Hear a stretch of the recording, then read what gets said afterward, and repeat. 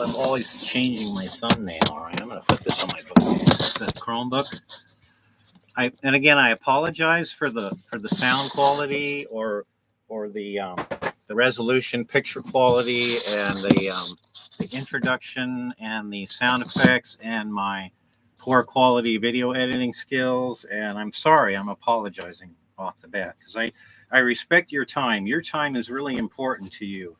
You should spend as much time as you can with the people that you love the most in your life. You know, those are the number one people. So whoever is near you, that lives close to you, those are the people that you need to give your attention to.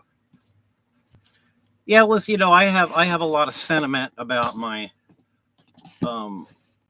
my upbringing, my life with my siblings. There's a lot of sentimentality there. I don't discount that. I don't diss that. There's sentiment there, for. Gotta get this out of the picture here. Oh, it's too much glare. I know. I have inferior lighting, and I'm using a Chromebook for a camera and a microphone, and I don't have a script that's all written down on a pad of paper that I've given much thought to and sat there and written down all of my thoughts and ideas on paper and writing. I haven't done that, but I have my share of time on this planet, And being a human being on this earth, for 64 years now, as far as I could, 60 years, as far back as I can remember, baby, as far as my memory cells are still intact in that part of my brain. And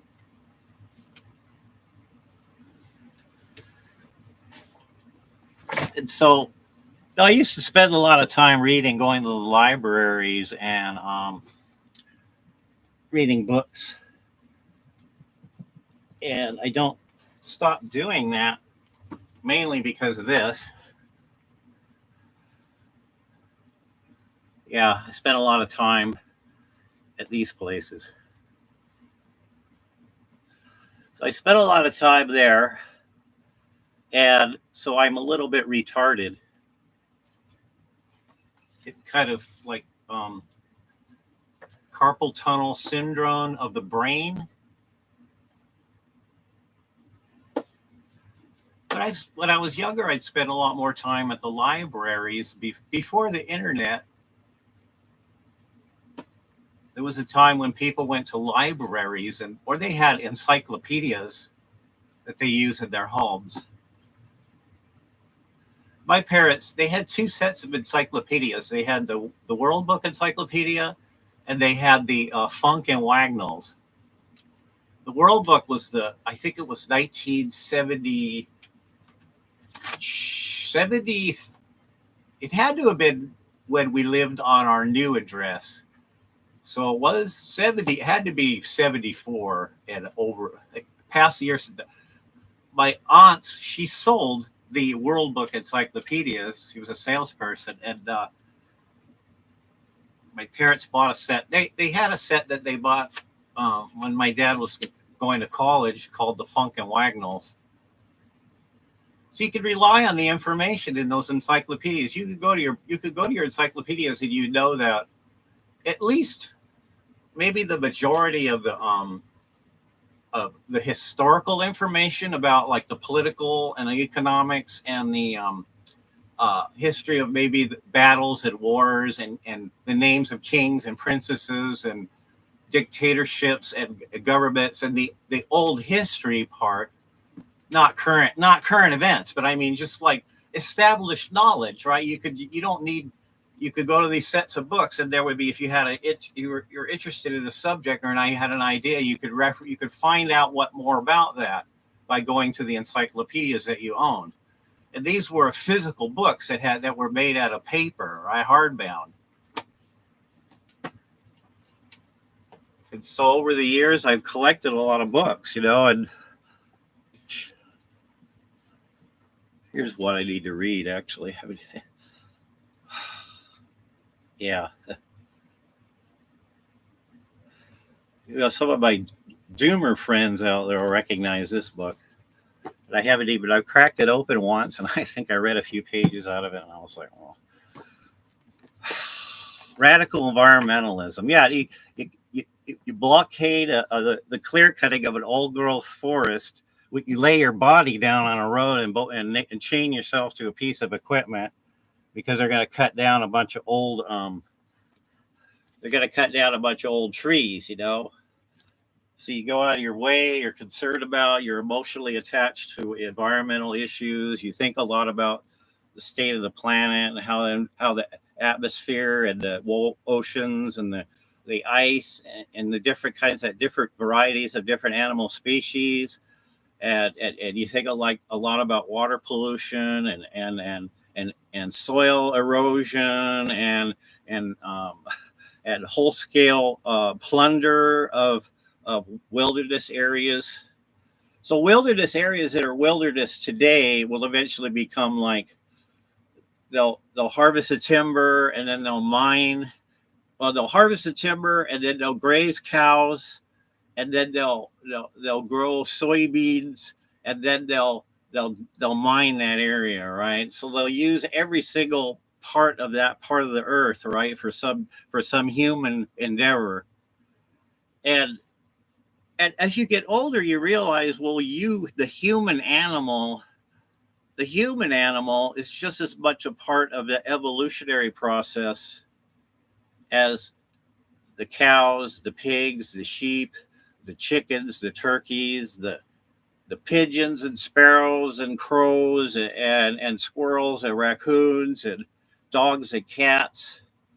That you're just as much a part of the natural order of things as all those other animals. So if you're mad at the human race, if you shout and yell at the world because your hostility towards your fellow human being that's only trying to maximize their comfort and pleasure, and they have their own self-interest. So that's going to always, the brain, an animal that has the biggest brain is going to take over this, right? You can't expect the wilderness to be there forever. The human animal is, they'll take over every single square meter of land for either agriculture, forestry, mining, or housing, or highways, you know. So you can't. So I gave up being mad. I gave up being upset. I gave up being like worrying and depressed and all sad that the animals are going extinct. Oh, animals are going. Oh no, the Carolina pigeon. Oh no, the Carolina pigeon's gone. Oh, the dodo bird is gone. Oh, the Tasmanian devil's gone. So what point is it to do that? You're just as much of the part like that animal as the rest of the animals. You're another animal on this planet. So lumping together the human endeavor, the human process, the whole fucking culture of society and what we've done to the earth, right, as far as utilization, using the planet for our means, for what we want, human beings, and making all the other life secondary. The only reason the other life is there is to serve humans. And all the land and the ocean and every part of the surface of the earth and underneath the earth and in the sky and in space above the earth, that belongs to human beings. And human beings they're taking away from the wild animals. They're causing the number of wild animals and their reproduction rate and their habitat loss to go extinct. Human beings are causing extinction of other life forms on this planet, and getting all upset about that and angry about that, and like you're worrying about animals that are like, you might as well be worried about dinosaurs, like, and cry because there's no dinosaurs, or cry because there's no dire wolves, or there's no great bears, right? Large, huge bears, and mastodons like elephants that have fur on them that wander around like snowy areas, right? That you're not sad that the mammoths are gone. You're not, you don't get upset that the Carolina pigeon is gone. You don't. It doesn't bother anybody. I mean, it's today, maybe the people that shot them out of the air and ate them like little chickens, right? That was why they went extinct, because they tasted good. Obviously, if people were out in the woods and they just saw one of them and they'd shoot it and cook it. So the human animal is just like all the other animals. So there's no reason to think and worry and emote about the animals that are naturally going away in the natural order, like the polar bear, right? And unless we build zoos, right, or have, but why perpetuate a system that has suffering built into it? That's for that the DNA molecule, the evolutionary process is favored an organism that could suffer. That's what's driving everything in keeping it around, right? If for pleasure, for a reduction of aversion to pain and suffering, and attachment to pleasure, and then you look at, like, well, out of 1 out of every 1,000 people is going to have really horrible diabetes. They're going to suffer from rheumatoid arthritis really bad. They're going to have like really bad skin problems. They're going to lose their eyesight, and they're not going to be able to get out of bed, and they're going to be in bed all the time. But somebody's going to be there, have to take care of them 24 hours, 7 days a week, 24 hours a day. And then the people that you love, right? They get old and decrepit, and then their bodies fall apart, and they get sick, and they suffer, and then they die. Most of the time, horrible people die horrible deaths. It's like more common than I think people realize, that people die horribly. They suffer, and then they pass away. They don't just go to bed and fall asleep. Then once you're alive and you're stuck as a human being, you got all these problems you got to worry about. You got to worry about your teeth and getting cavities, and your teeth cracking, and break, getting like cancer, or like getting skin cancers, and having like problems like with your GI tract, and suffering from like sleeplessness and depression, and mostly depression because this is a depressing place, right? Not that you're broken, not that your physiology, something's wrong physiologically. You got a chemical imbalance in your brain. No, you're depressed because you're an intellectual, and you think a lot about things. So you live in a world, and you're surrounded by, like, in a place that people they're interested in going to the bar and who's going to win the game, and going to the shooting range, and working on a 69 Camaro, or like old cars, like fixing up old cars and that, or doing like going out and quad riding in the woods. So you're not into that. You don't go to bars, you don't drink, right? So there's not a whole lot of nightlife that's in the area available to you. You live in a rural area where everybody goes to the bar. That's how they socialize and meet other people and hook up. But you're somebody that, well, I'm an alcoholic, right? I don't want to be around people that are drinking at a bar, because I know I can't drink myself. I know I have to avoid alcohol. Alcohol has caused me more harm in my life, emotionally, my reputation, financially, cost of time, that loss of time in my career, in my work, and lack of motivation, and hurt, and waste of time, waste of money, waste of resources, getting in trouble with the law, having to hire a lawyer, having to go to court, being arrested, put in handcuffs, and then suffering as a child too. I had, like, my parents thought I had appendicitis. They thought I had appendicitis. I went to 3 different doctors. They all pushed and prodded and poked me on the belly really hard.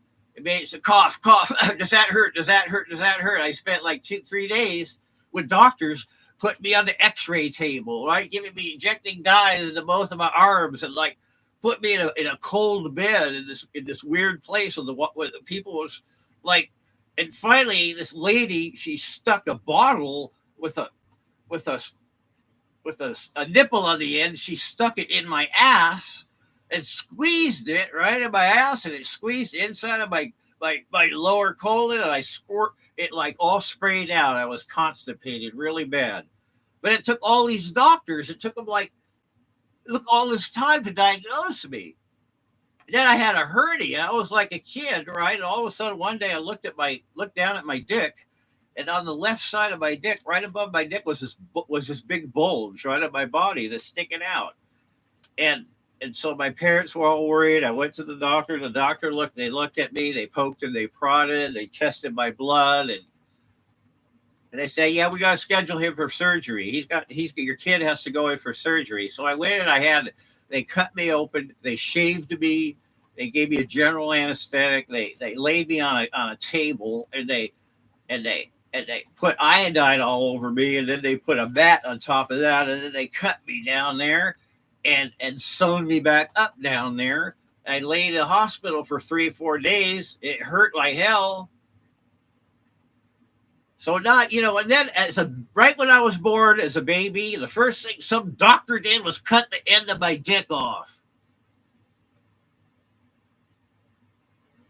You people are like cheerleaders for this place. You love this planet. You're so in awe and ooh and amazed, and oh, look at the sunset. Ooh, look at the waves on the seashore. Ooh, oh wow, let's go out on a sailboat, and they'll sail around in the water in the sun, be out in the sun and the wind, and feel the waves underneath the boat. And we could go out, and then we could go riding horses up in the mountains, and go like and have fun and quad ride, out in the woods in the back country, and bring a big old keg of good beer and sit there, have a big old bonfire out in the woods with our quad riders and shoot our guns.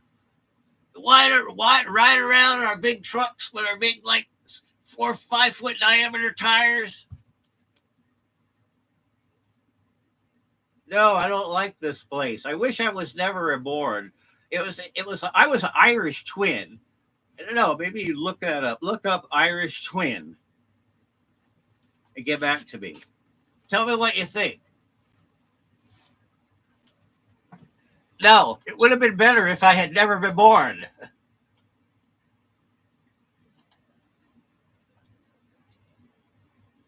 It would have been better if I had never been born. Hello, I shouldn't be here. The universe made a mistake bringing me here.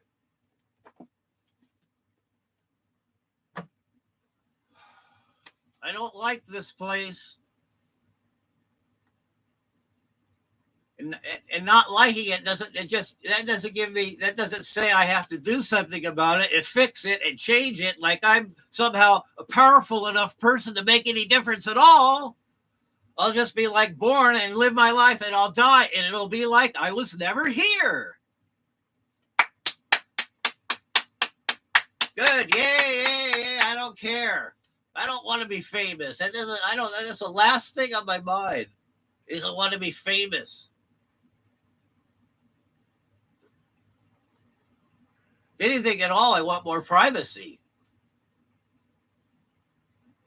I don't like the idea of having people that live around me that are nosy, that are always trying to get in on my business or figuring out what I'm doing, and concerned about what I'm doing in my home, or for hobbies, or my pastimes, or anything that's like, doing like home repair and cleaning and remodeling, or I'm like working on my car or whatever.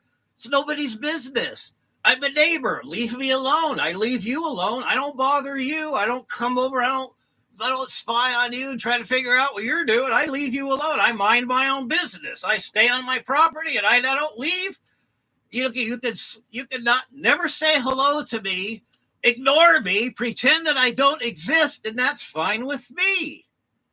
Ignore me. Yeah, go away. If you don't like me, you don't have to be around me. You don't have to see me. You don't have to smell me. You don't have to no look at see how where I'm looking or what I'm doing. Mind your own business. Stay where you're at and leave me be.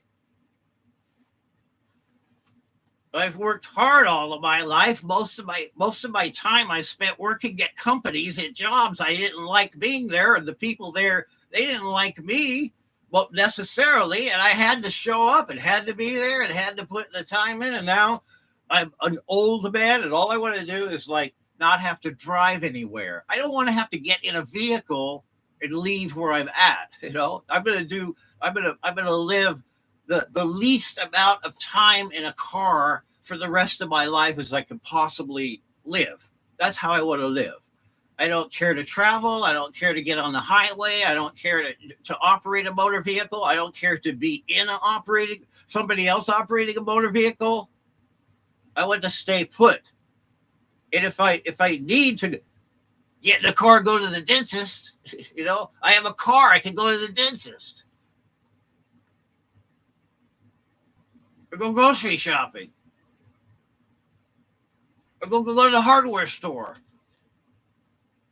So I don't need a car that you got to get a better car. Everybody tells me you have to get a better car. That car that you're driving is a shitty car and nobody likes it. People don't want to get in it. Passengers, you're trying to date, and dates want to go and be seen or being inside of that car. You driving around with them. Heaven forbid, they'll be embarrassed. You'll never get a girlfriend. They don't like they look at your car 1 second and they know you're poor or you're really cheap. So you got to get on Craigslist right now. You got to get right on Craigslist and you got to start looking around, making calls, going here, going there, going here, going there, trying to lowball, always when they say how much they want, you lowball them, right? And you just go away and ignore them, right? You do that over and over again. Go and lowball them, they ignore you, you go away. You try somebody else, you lowball them, they ignore you, you go away. And maybe you say, well, if you're interested in my price, you give them a business card, or you tear off a piece of paper, you say, I'll give you this much here, and here's my phone number if you change your mind.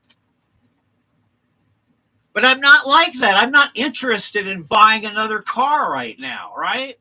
I don't want to travel. I don't want to be in a vehicle. I've lived my life inside of a car. I have spent so much time driving and operating a motor vehicle to go from here to there, back to here, to where I live, back to my job, from my job to where I live, to my job, back from my job to where I live.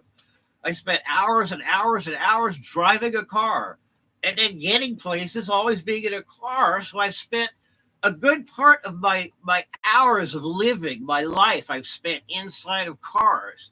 And now that I'm like, I don't need to go anywhere. I'm not all like, I don't have a hard on to get another car right now, or a truck or a van or whatever. I'm fine. I just want to stay where I'm at. I want to stay put. I want to finish reading books that I bought that I never finished reading. I want to listen to like weird music from the 50s, right? And dance around my house half naked, right? If I want to, I can dance naked around my house and listen to music and smoke, Blue Dream, sativa, hybrid. It's my business. It's what I want to do. So what? If you don't like it, go away. I got my windows closed. I got my blinds closed. I got soundproofing everywhere in my house. So you don't have to hear me screaming and yelling about how unfair life is, or like pretending that there's a God, right? Okay, pretend there's a God. What are you going to ask God for, right? You're going to say, you asshole, why you make this hell world? I hope you commit suicide, God. I hope you die. End your life, God. Commit suicide, God. End your life, God. Kill yourself, God. End this place. So I get mad. That's my prayer to God, right? End this place. Finish it. commit, push the big red button,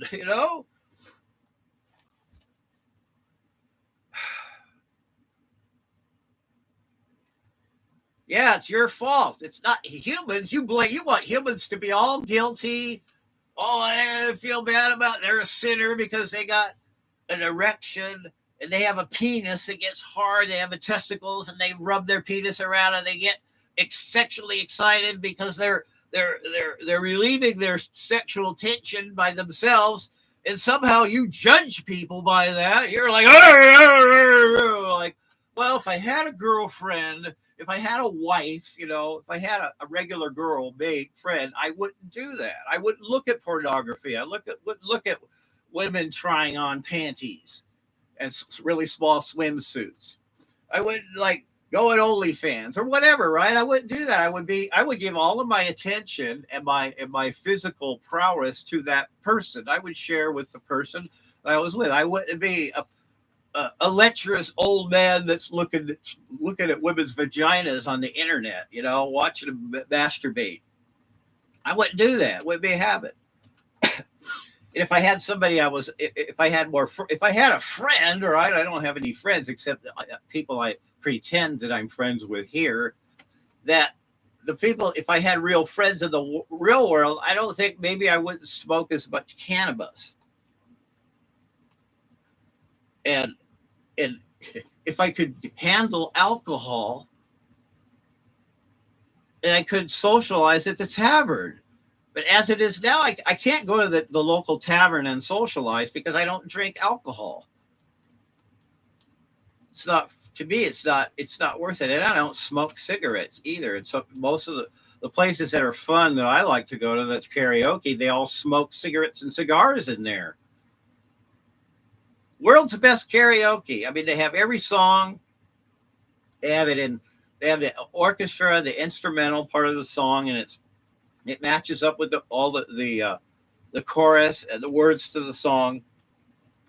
And there's a DJ there. He's taking requests for different songs, and they show the song on the screen as the words go by, and then they play the instrumentals, and you sing along with it. Wow, this is fun. This is great. But there's like three guys back there that are smoking cigars. There's three other people there that are all smoking cigarettes at the table, like where you're singing, right in front of where you're singing at. You're like all the smoke, your eyes are burning, right? So it's like, well, I like karaoke, but I don't want to be like,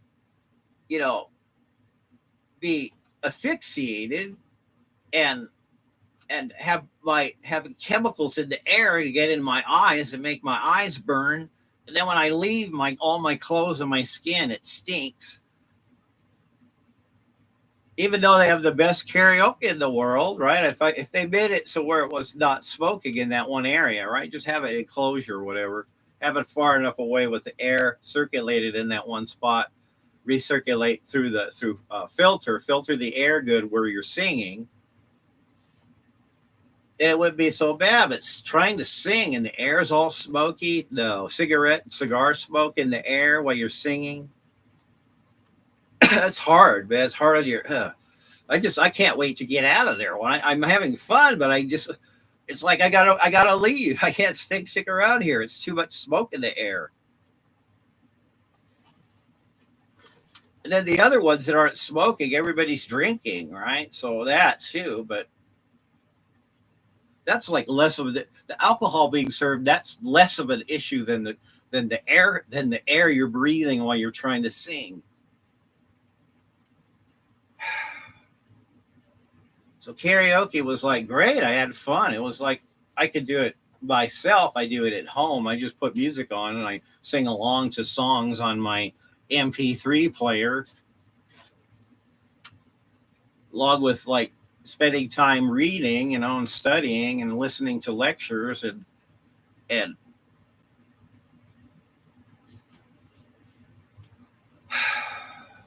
yeah, I went and I meditated for 45 minutes at this park. So they had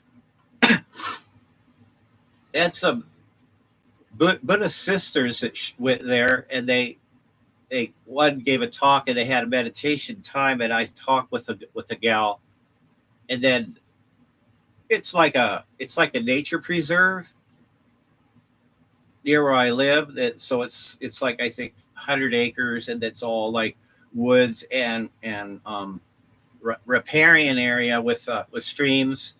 There's a lot of wetlands in that area.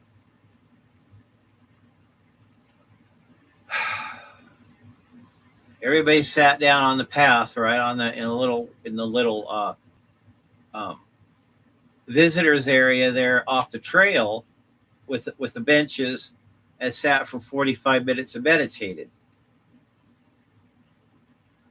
Then I talked with one of the nuns there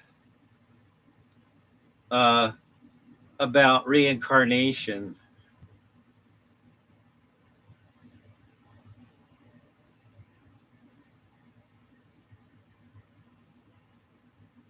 I don't really want to come back here. I mean, a lot of you people, you love the natural world. You see beautiful sunsets. You see beautiful mountain views with trees. You see a waterfall and a beautiful beach, and you get up and you stand. You can swim in pools that are really nice to swim in, and stay at really nice resorts, and live lavishly and have a really fun time and a good time, and be like, you're like really healthy, you have the best education, and you're like, you eat the most nutritious food, right, that you could eat. That's the way you live. And you have like a fitness center you go to, you have coaches, you have a life coach, you have like yoga classes, you have like art school, you have like um, you go out motocross riding, and then maybe you'll go like canoeing, and then horseback riding, and then play some golf, and your life is great. And then all your relatives, your grandparents, your aunts and uncles, your parents, your brothers and sisters, everybody in your family is really healthy. Everybody in your family is in really good shape, right? Healthy mentally, physically, and everybody in your family is really wealthy too. So, I mean, you love life. You think this place is great. You love the planet. You love the Earth. You want to see humans go out into space.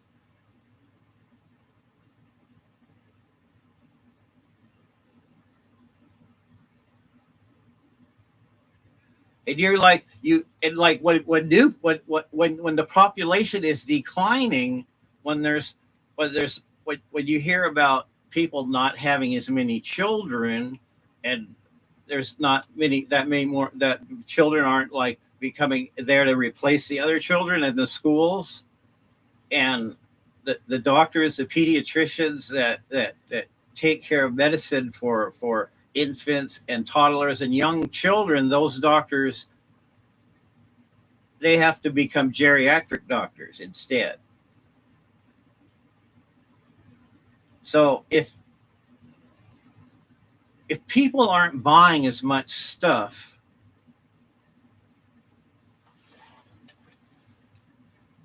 if businesses are going out of business because the people that would normally be there, their customers that come and their patrons to their business, if they're becoming less and less and less and less and less, and the population is reduced, if everybody in the world doesn't need a refrigerator anymore, if everybody in the world doesn't need a bicycle, if everybody in the world doesn't need um, a car, and people stop buying cars and trucks and personal transportation, if people stop buying new houses, and there's no need to do any more new construction, if everything is just refurbished houses and buildings that are already there, and they're not building brand new buildings everywhere, so there's not as many jobs. So there's not that many people that need to be driving on around in trucks. There isn't a demand, so there's less and less and less of a demand because people aren't shopping as much as they used to. Used to be able to go like Thanksgiving, they'd have Christmas, and it was a big deal. They have sales, and you go and you get your big screen TV, or you get your like new shoes or outfits, and go and buy people gifts and stuff, and everybody would go to the malls and they go shopping and spend money, and you help the economy, right? Well, if you see the world, and the world is like, wow, that's going away. That's going away. They're shuttering the malls. They're closing all these businesses, and commercial buildings are shuttered and closed, and they're boarded up, and they're not being the space. All these buildings and spaces that are already there, no one's using them because there's no demand for using that space for the price that they want to release it out at. They want a huge amount of money to lease it out, and no one can. People can't. Ridiculous that businesses that what would want to move in there, become it, rent that space out, lease it out. They can't afford to do that. All these new cars, all these brand new cars they keep selling are $40,000-$50,000.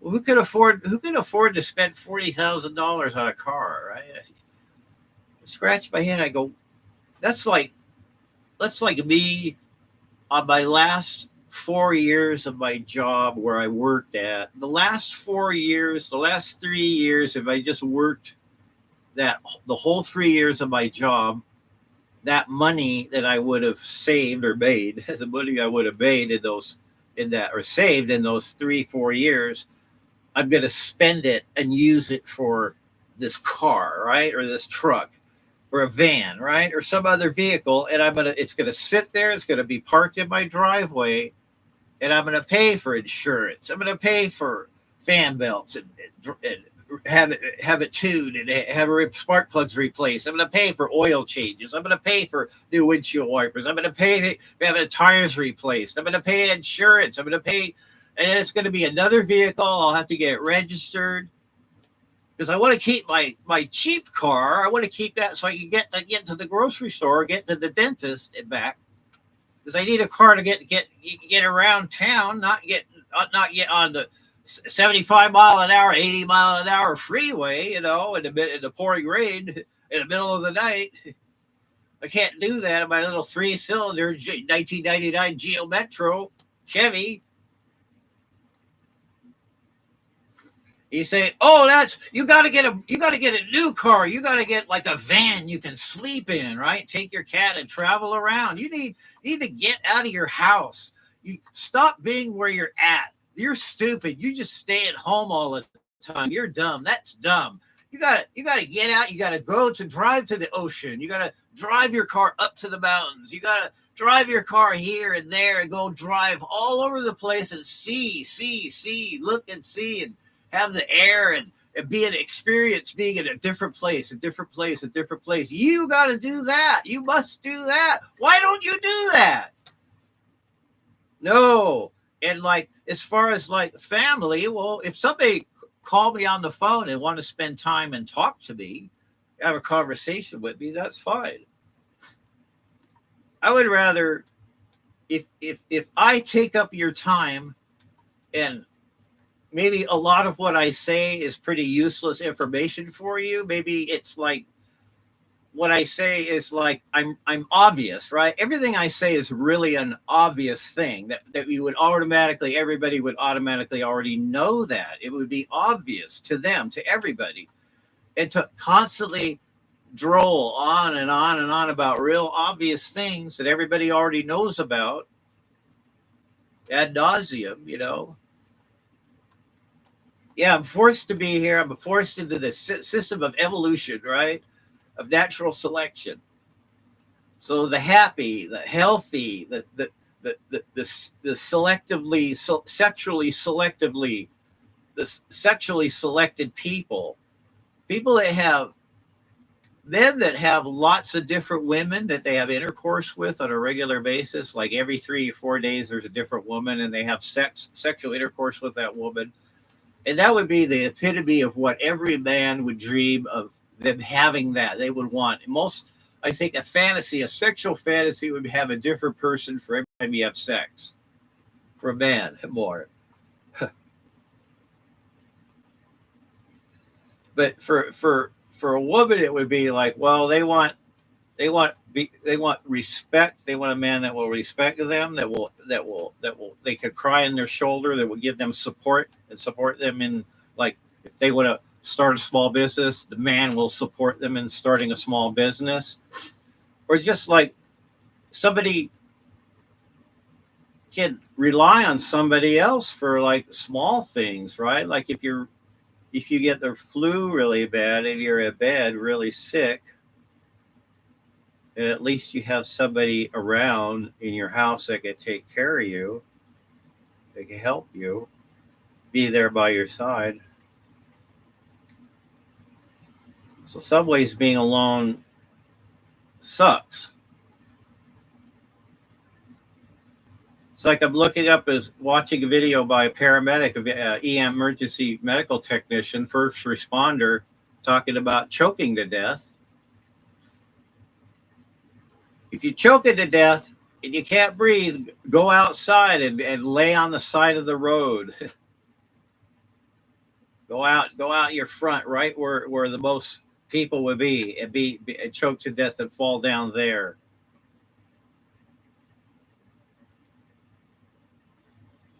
If somebody that you love and you know are your friends die, pass away, then if it's a family member, go to that family member and spend time with that family member. Go offer to live and stay with them for a while they're grieving the loss of a loved one. Just don't leave a grieving family member all by themselves, especially if their husband or wife dies. And they were married a long time too, so it'd be like, hey, my brother, I'll come over and I'll live with you for a while until you get back on your feet, whenever you straighten yourself out. Because I know it's a difficult time for you. You lost your wife, who you were married to for 30 years. You lived with this same person for 30 years of your life, 31 years, counting the time we spent dating, courting. And brother, let me come and stay with you. I'll come stay with you, sleep in the back room. Maybe you need to get out more, but I'll help you out and I'll be there as your friend, But it's like, I feel as like in my family, it's like my family says, stay by yourself, stay alone, be alone. We're not interested in spending time with you. And we don't like where you live. We don't want to visit you. We don't want to come to your house. No, your house is like it's a double wide manufactured home. There's probably cats have urinated on cats and dogs have urinated and defecated on the carpeting, and the wallpaper's peeling off, and there's maybe mold in the air, and we don't like the neighborhood you live in. We think you're an inferior zip code, and we don't want to. It's too far for us to travel to get to come visit you, and we don't want to spend the time to travel. No, we don't want to spend the time and travel to get to where you're at to visit you for a while. Well, because your wife just died that you knew for 31 years that you lived with, and now she's dead, and you're just all there. You're all by yourself. But you like to be at home. It's not that you don't like your house. It's not that you don't like your neighborhood. It's not that you don't like you're living in the Pacific Northwest. It's not that you even can tolerate being alone for a long time by yourself. The problem is that if you love somebody, you care about somebody, then when something really horrible happens to them and you're a family member, you're going to be more supportive and help them out, It'd be like sympathetic towards like they lost their loved one, died. They lost the woman of the person of their life, and they spent half their life with.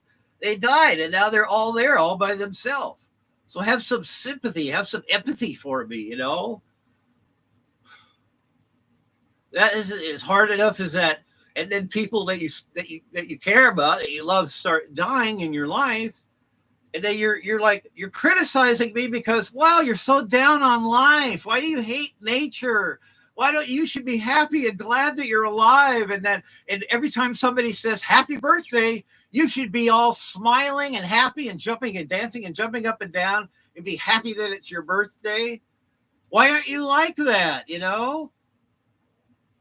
Why do you hate the nature so bad? What's your problem? You should love to see mountain views. You should see a butterfly and be at a beautiful hummingbird over a waterfall. And see like and see like fields of flowers and go into beautiful rose gardens, right? And listen to like live music, like a jazz band playing live, and walk through a beautiful rose garden where all the roses are different colors and then you can smell them, and the people there, it's a nice park and everything. You should be glad you're alive. You should be happy. You should be, oh, I'm so glad I'm here. Oh, I love this place. Why would somebody not like it here? You know, you say that like I got something wrong with me. And I try to say, well, you know, I'm a little bit worried about climate change. You know, you talk about you're excited, there's a new family member, there's a baby that was born, and you're happy, you're glad that you love that. Oh, there's a new person here, there's a person in my family, a new family member. But now that's a whole person's independent individual life. They got to live, they got to be like, learn how to not shit in their pants, and then they got to learn how to eat and chew and have their teeth, replace the teeth, and go through that and have fall down and have like diaper rash and like scream and cry, wake up in the middle of the night, have stomach problems and get the flu and have to go and get vaccinated and then all these other things that happen, go to school, try to learn, try to fit in, get bullied, get, you know, and struggle and cry.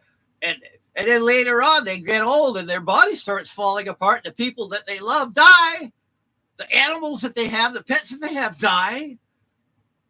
And they get sick, their skin, weird things happen on their skin. They start feeling weird in their joints, and they can't sleep, and they can't eat, stop having to eat certain foods that they like, and all these other things happen. Their teeth fall out, they lose their mind, they get dementia, or they get brain cancer. And you should be like, wow, this is great. Nature's great. I love this place. I love being a human being. Before I became a human being, I was there and I wanted to be a human being. I wanted to come to this planet and be an embryo and grow and become alive and walk around and do my little dance and fall apart and to go away. This is something I just wanted that so bad, and I became incarnate here. And now I love this place, right? You think like, well, it should be like that, right? Everybody should be dancing around and happy, and there's like, now there's some people that are like sad all the time, and they're like all these like things bother them. They live their life, and there's like they see disaster after disaster happen around them. They don't know when they see their whole life. They don't see what's coming up the road. They can get blindsided, right? Or they can have a car accident. You know, a fate will strike them and cause them great harm and difficulty and strain and stress and struggle. And then they'll die. We live on this walking around in a minefield on this planet with like, this country has nuclear missiles pointed at this country, and this country has nuclear missiles pointed at this country, and they're ready to push the button. And like they'll kill all the cats and the dogs and the squirrels and the little birds and all a lot of trees will die. People will die and get really sick. Their skin will burn. Everybody will have to live indoors, underground. And like, wow, let's bring somebody else here. Wow, and then you're born and you realize you're born and there's a big sword of Damocles hanging over your head all the time because you live in this political, like it's a powder keg, right? A political powder keg. And this country wants to launch an intercontinental ballistic missile with a nuclear warhead. And this country has an intercontinental ballistic missile with a nuclear warhead pointed at them. And you live like under this umbrella of well, hopefully the guy over in that country, he'll get up and out of bed in the morning and he won't feel like all cantankerous and angry at a country because in 1952 they came over and invaded half of their country and took it away and gave it to their cronies.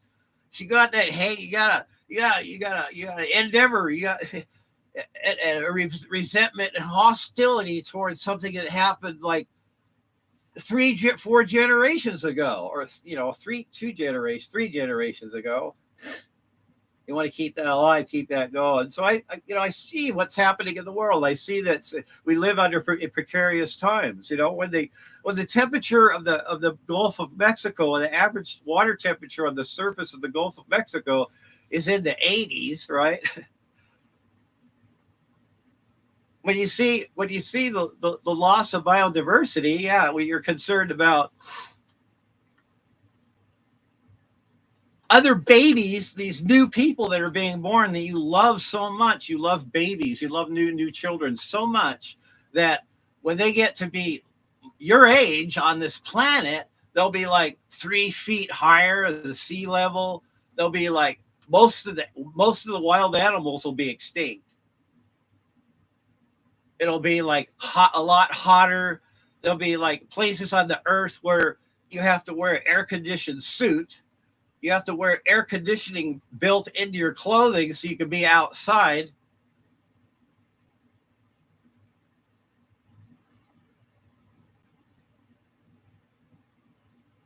Yeah, so people like ask me for donations, right?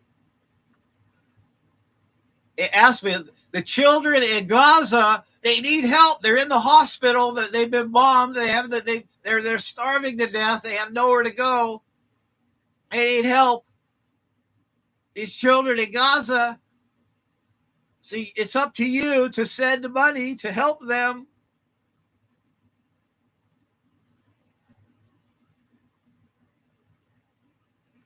Yeah, they're torturing little animals so they can make a fur coat.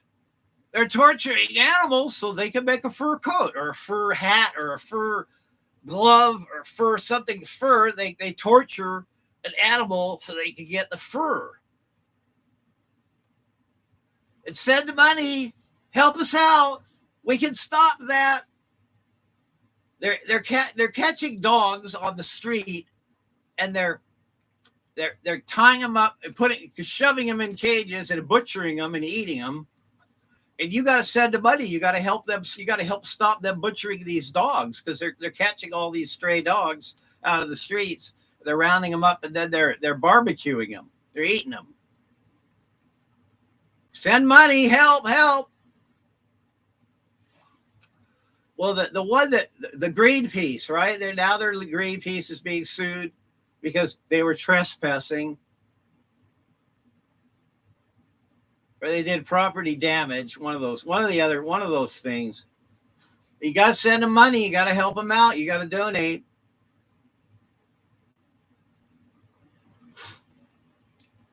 So they have to save an animal too. There's always an animal that's going extinct, and there's only like a few hundred of them or 1,000 of them left on the surface of the earth.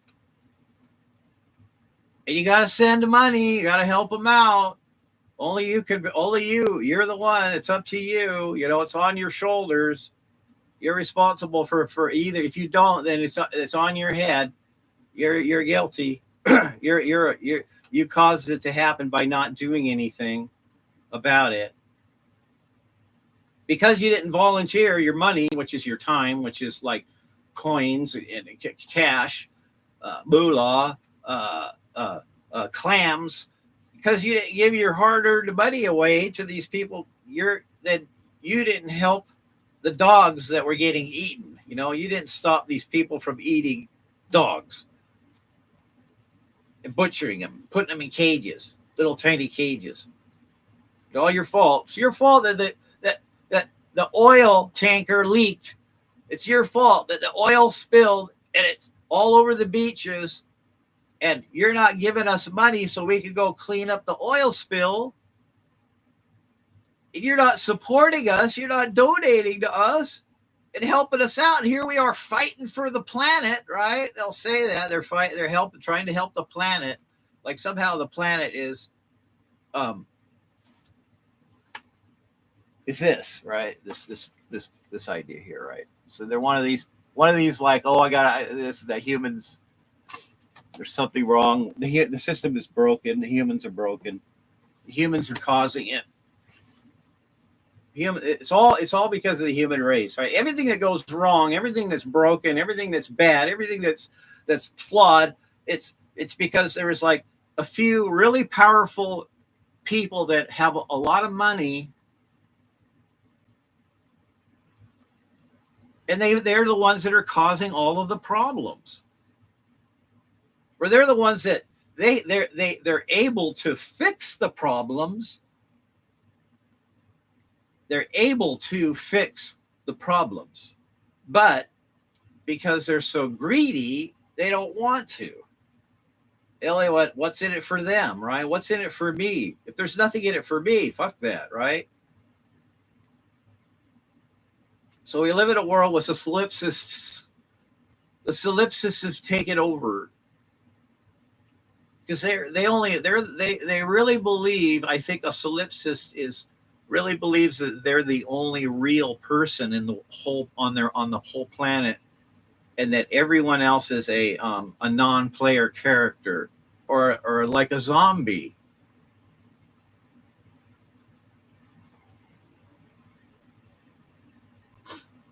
So if you believe that you're the only real person that exists, right? That would make you God. It's all in your mind, right? So when your mind dies, everything dies with you. So you essentially you've made yourself into like a God. But in reality, if you were, you would have more. You would have power, right? You would have power, and you would be able to. Um, you'd be able to use your powers. You would be able to solve the problem. I mean, even if you could know in advance what was going to happen way into the far future. And so you had knowledge that was impossible to have. That's the thing. There was no way that you would know things without going through discovery through either your own experience by testing out your idea, or having experts that are experts in their field give you guidance. So you know that there's all these things you don't know, but you know that you know some things, you have general ideas.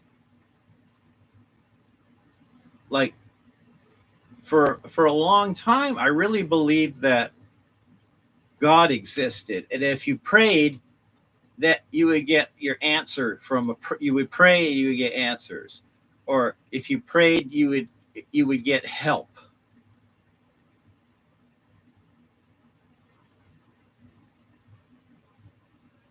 And believing from a small child, because the priests at the church and the nuns at the schools I went to, and all of the pastors that I had, and the clergy, the people that were clergy people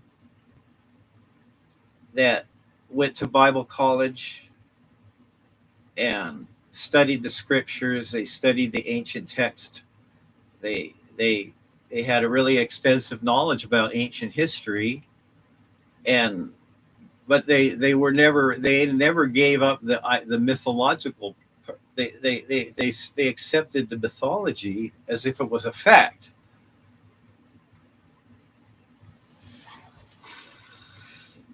And even people that I've actually bought their books and their audio books, that they sincerely believe that there is a God being outside of themselves, and that they have communication with that God, the being that's God. They have a like one-to-one communication with them, and they believe that they're working behind the scenes all the time. So the God power is always like holding the material universe together.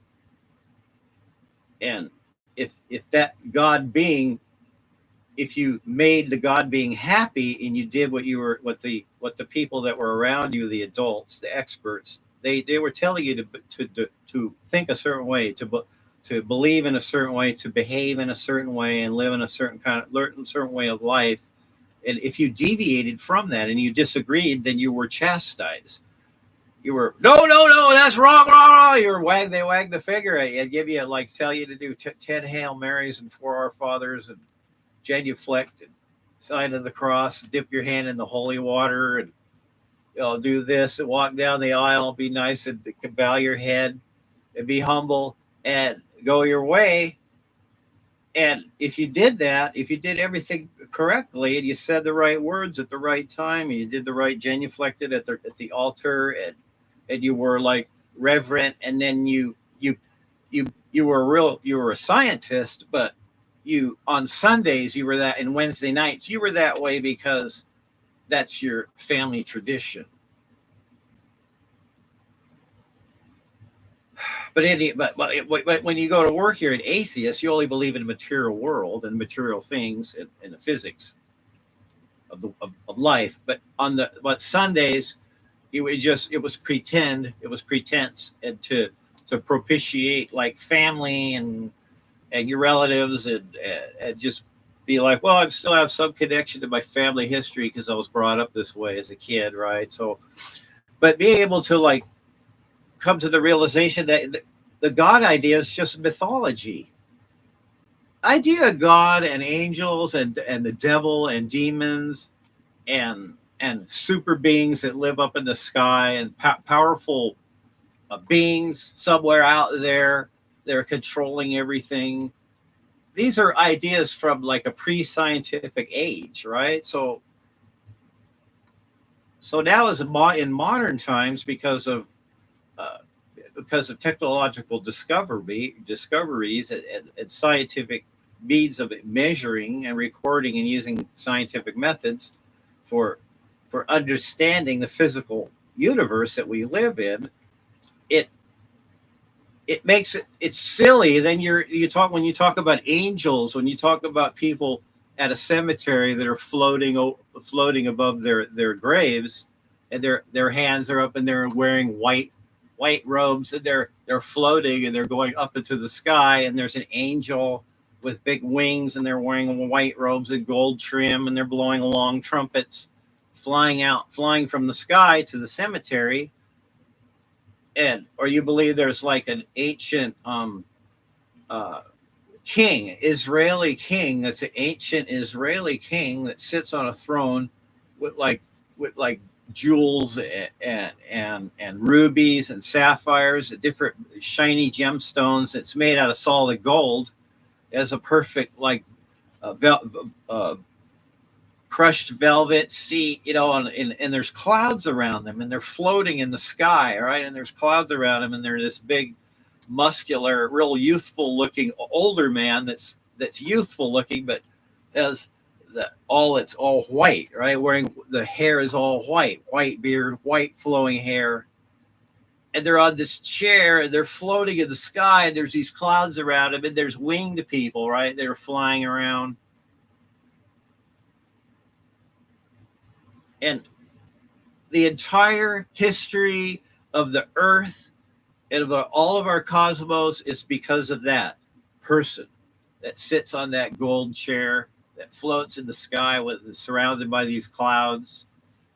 It was angels. There's these beings with wings that fly around and serve and make music and serve, and and and you're brought up as a child. When you're a little kid, they tell you these things, right?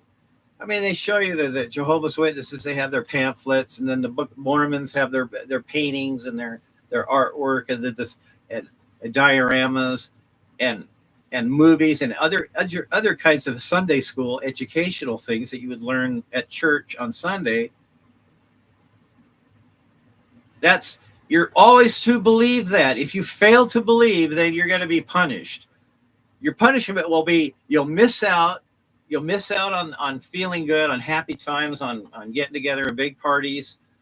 You'll miss out on that. You'll miss out on privileges and recognition and awards. You'll miss out. You're going to go to a place where you're going to be that's forever. That's really uncomfortable. That's everybody that hates you all the time. And now when people are there's these things that are really strong and really mean, and they have whips and they whip you, and you have to like work really hard, move rocks around or some real ridiculous thing that's hard to do, and it's hot, and you do that, and there's like worms around too. They're eating everything, and there's fire everywhere, and it smells like sulfur, and you're going to be there forever. you'll be sent there and they'll never end. You'll be in this horrible, horrible, horrible place, and you're going to be there forever and ever and ever. It'll never end. You're going to be able to be a punishment without any end. And you're either going to go there, or if you don't believe and you don't think right, and you don't listen to what we tell you to do, and you don't think the way we want you to think, you'll go there. And you'll miss out on a big party, on celebration, on playing different kinds of musical instruments, on beautiful grassy parks with lakes of emerald green water, and beautiful flowers and meadows, and ocean vistas at seaside, seashore with waves, and beautiful mountain vistas, and singing with choirs of super beings in the clouds. You're going to miss out on all that. Yeah.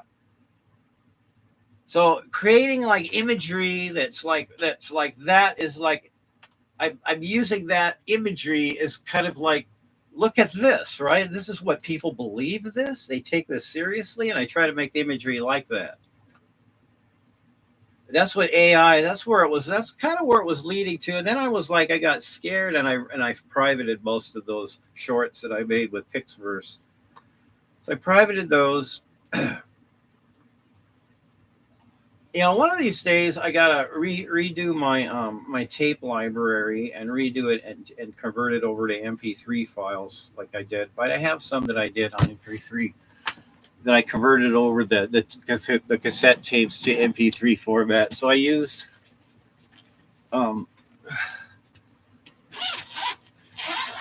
the DVD writer. So I had these. So I had this case here, right? It has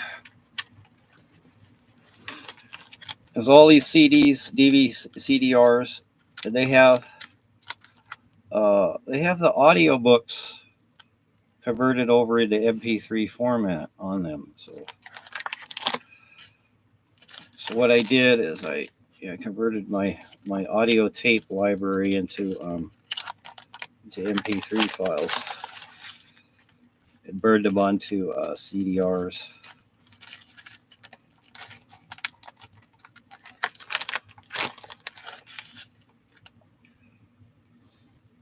And I'll show you the audiobooks. I have them all up here on a shelf here.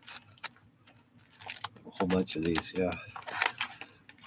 They're all marked with Sharpie marker. Yeah, I gotta do these and put them on a USB stick. Do that eventually. I'll do that. But also here's a library. I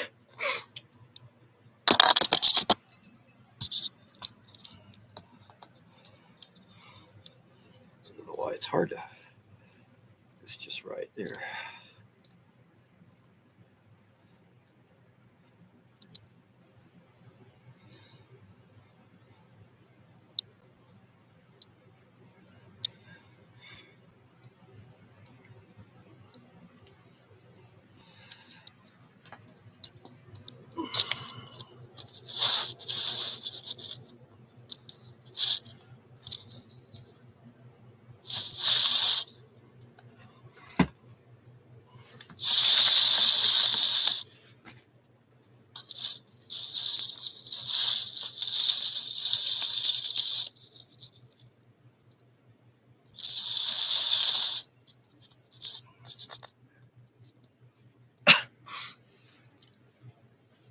What I did, I put them on.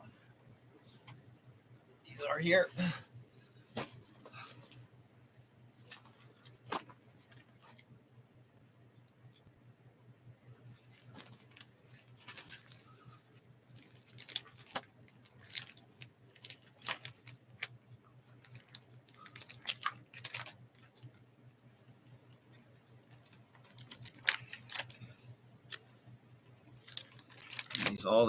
All those books up there on the shelf.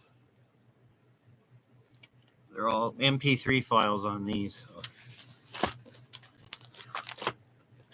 that's what I did. That's what I spend my time on, right? People go, why don't you leave your house? Why do you spend so much time at home? Why don't you get out and get out and see the world, right? Go to the ocean, swim in the ocean, go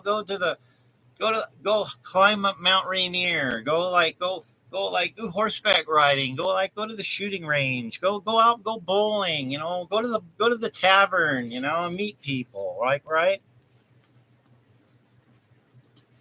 Oh, I'm 64 years old. Here's the So there's the device I use, right? So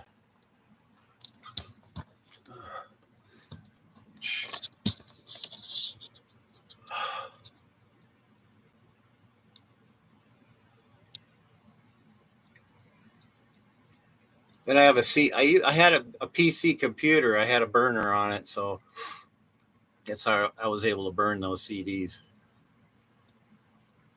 Transfer the auxiliary sound out to the sound in on the sound card of the PC, and use a MC recorder for recording the wave file into an MP3 file. These are the books these are courses I need to study. Actually, I need to start taking these off the shelf and listening to them, playing them in my. Get around to that. Either that or sell them on eBay.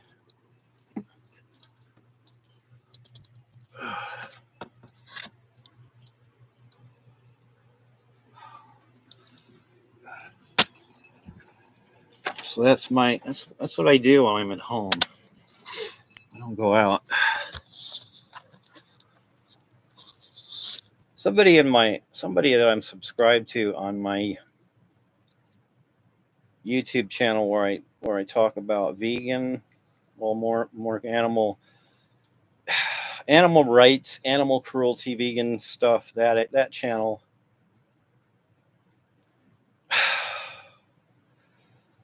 I figured, if you're like trying to change initial conditions, if you're trying to change the future by affecting initial conditions, then child-free and adoption and antinatalism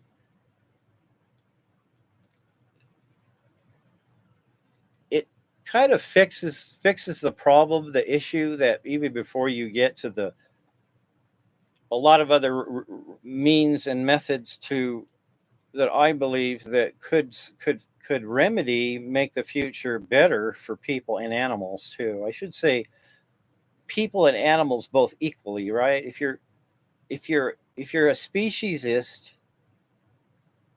then I don't know why you watch my channel. You should go away. If you think that it's all about humans and that we're the center of everything and everything belongs to us and that we should just take over and use the world for how we would want to use the world, and forget about elephants and giraffes and deer and horses and camels and seals and sea lions and ocean animals and all that. Just like whatever, if we can use their blubber, if we can get their bones, if we can use their skin, if we can use them, make them meat for us so we can eat them, or make a sofa out of them too, right? And sit on them, or a car seat. Yeah. The only value, the people that I don't like are the people that think that that intrinsic value is not there for the other beings in the natural world. They think that everything revolves around humans, and that we should do everything we can do to benefit human beings. And that, I think that's that's what others like, that are green people, that are doomers maybe too. I don't know. Doomers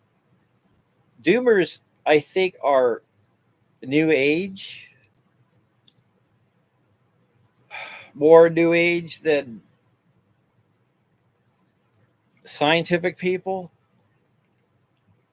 Because a real scientist, they would just respond objectively to climate change, biodiversity loss, uh, habitat destruction, deforestation, uh, ocean acidification, uh, weather anomalies, uh, unstable climate. They would just like all spell it out like they were reading it. It was all in black and white for them. They wouldn't be like emotionally, get emotional about anything like that. A real scientist. So,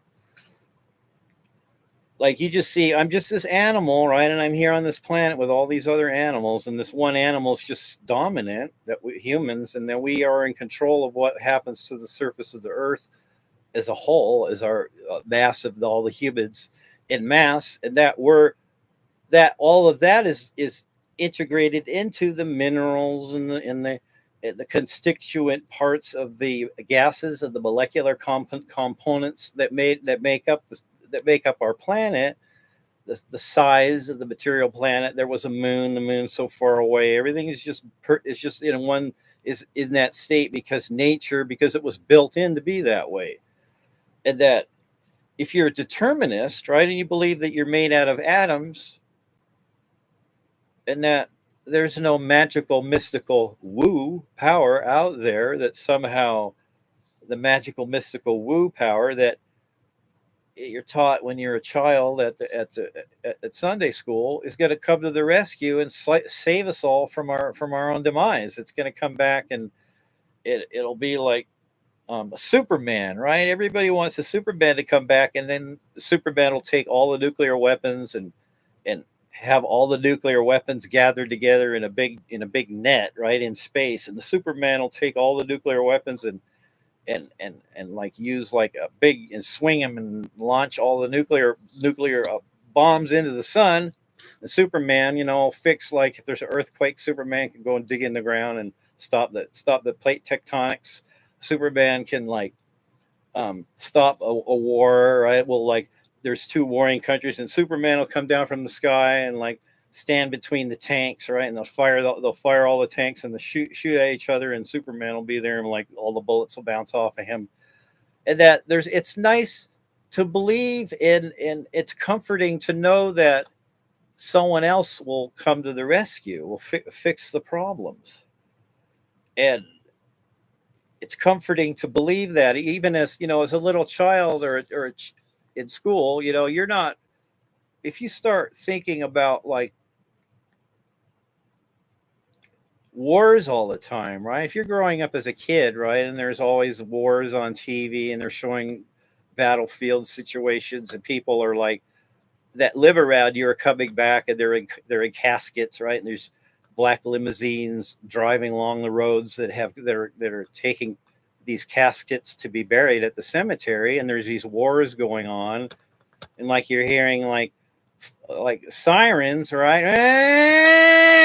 When you're a kid growing up, and that's why everybody has to take shelter, because the Russians are like they have their nuclear weapons pointed at us, and we got nuclear weapons pointed at them. And it's always been that way. There's always been these wars going on. So if there were like somebody there that's powerful, that's in charge, that knows everything, that's all powerful, that's all everywhere, all at the same time, that they would be able to just like use like just one little tiny little itsy bitsy itty teeny weeny bitty fragment of their power, right? Of their infinite power that they have. They could just use little tiny bit and stop the wars, stop all the little children that have cancer. They're into cancer wards. They could stop all the elderly people that have horrible Alzheimer's and dementia. They could stop the the the sicknesses and all the diseases and all the horrible things that happen. They could stop like the psychopaths and the bullies. They could stop cruelty everywhere, and they could prevent everything for all to always be that the maximum amount of pleasure and comfort and and and and the natural order would not be the way it is if there was somebody really in charge, right? They had power that could make the climate become stable, that could cause all the CO2 that we put in from burning that powerful being. They could take that CO2 out of the air and put it back into the ground and fix climate change, that being, they could go to the St. Jude's cancer wards there, and they could go to each child that has a horrible cancers that are dying, and they could just fix them and make them well and healthy, make all the cancer completely go away from them. They have the power to do that, right? You really believe there's somebody that could do that? And they don't. You see, that's the thing is, right? If you really believe there was a God, right, that could remedy the wars, the sicknesses, the diseases, the it. There was a book. It's by Harold Kushner. It's called "When Bad Things Happen to Good People." So, in the book by Harold Kushner, "When Bad Things Happen to Good People," it's about the idea of a God, right, letting things just be on their own and not interfering, not intervening, right? Because if the God were to do that, it would like offset. It would be like breaking the balance of the natural order, so it would interfere with everything. It would just you can't just go in there and do and change one rule or one law for one specific person, people, or a time. It has to be the way it is it has to be that way, and it's fixed and set that way. And the God wants it that way, and you have no right to question that. It's not your place to try to correct God, right, and tell God what to do. And it's a mystery, and you should accept, right, that that's a mystery. You don't know why it is that way, right? But you're supposed to just accept that and live with that. Well, God, he's powerful, he's all knowing, he's everywhere, right? He's obviously got a penis too, right? Because he can't stop wars, right? He can't stop horrible diseases. He can't put the carbon dioxide, he can't take that out of the air and put it back into the ground and just like with a snap of his God finger. He can't like go to the children's wards where all the children have cancer, or people in old folks that are dying, decrepit elderly people that have horrible deteriorating mental faculties, and heal them and bring them back to their full mental faculties. You can't change those little children and take those cancers that are growing in those little children in the hospital and take those cancers out and make them, heal them, and make them into whole people. God obviously has the power to do that. You believe that. You believe there's some God that is all powerful that could do that, but it doesn't. And you're supposed to be like, well, just accept that's the way it is, right? But no, you'd be like, no, why don't you? What's the matter? What's wrong with this place, right? Why don't you fix this place, right? You're mad. If there is a God out there, even if 1 minute of your time and you're thinking about it, if you think really there is a God there, for me, it's like I get mad. I go, why doesn't God? What's wrong? How come this God doesn't fix this? Why does it let these little children suffer? Why does he let things happen in the normal world, right? In the natural scheme of things, horrible things happen. Have happened since the first slime came out of the water and started climbing around. The first thing, organisms became multicellular organisms. At that point forward, somehow it's built in that they suffer, right? People have to suffer. So I think that the TV show that was called that was with Matthew McConaughey and the other guy, White Men Can't Jump. You know what I'm talking about. But he was a True Detective, right? So I'm watching True Detective, and Matthew McConaughey, he's driving in the car with the other detective, and he says, I think consciousness is a mistake, right? It should have something that should have never happened, right? It was given too much for a being. It should have never happened. And it's a fluke, it's a mistake, it's an error, it's an anomaly, right? And it should have never happened.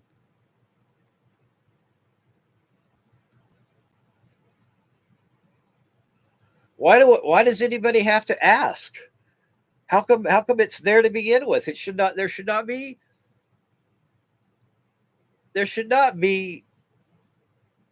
so many things wrong, right? It should be broken to where it's so unfair and so like upside down, right? You would think, why isn't it this way, right? What you think in your mind, right? There's like there's Superman, and Superman lives in the sky in the clouds, right? He lives up in the clouds, and he's Superman, and he's able to like leap tall buildings. He's able to stop bullets. He's able to run faster than a speeding locomotive. Uh, and he could like bend bars, metal steel bars, and be able to like fly in the air. It's like, what is he doing, right? Is he Superman or is he not, right? Why does it, So I just think that throughout history, even in the old days, people had comic book characters. That the idea of a comic book, and you have like Marvel comics where you have superheroes. Well, in the old days, when hardly anybody knew how to read and write, when everybody was like a peasant, when they were no one had any real education. They went to school. The only people that were educated were like priests and maybe monks, and the people that led, the leaders. But for hundreds and hundreds of years, for many many many many generations, since the beginning of civilization, most people didn't know how to read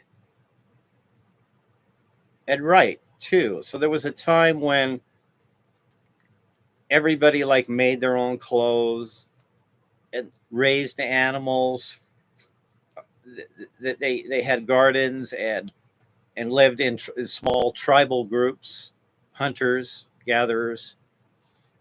So for thousands and thousands of years, men and women and for generation after generation after generation lived out in the wild areas, and they had to forage, and they had to really depend upon each other too. They couldn't just one person just couldn't go out on their own and survive. They had to actually be in a group and stay cohesive together in a group and bond together as a community to be able to survive in the wild places in ancient times.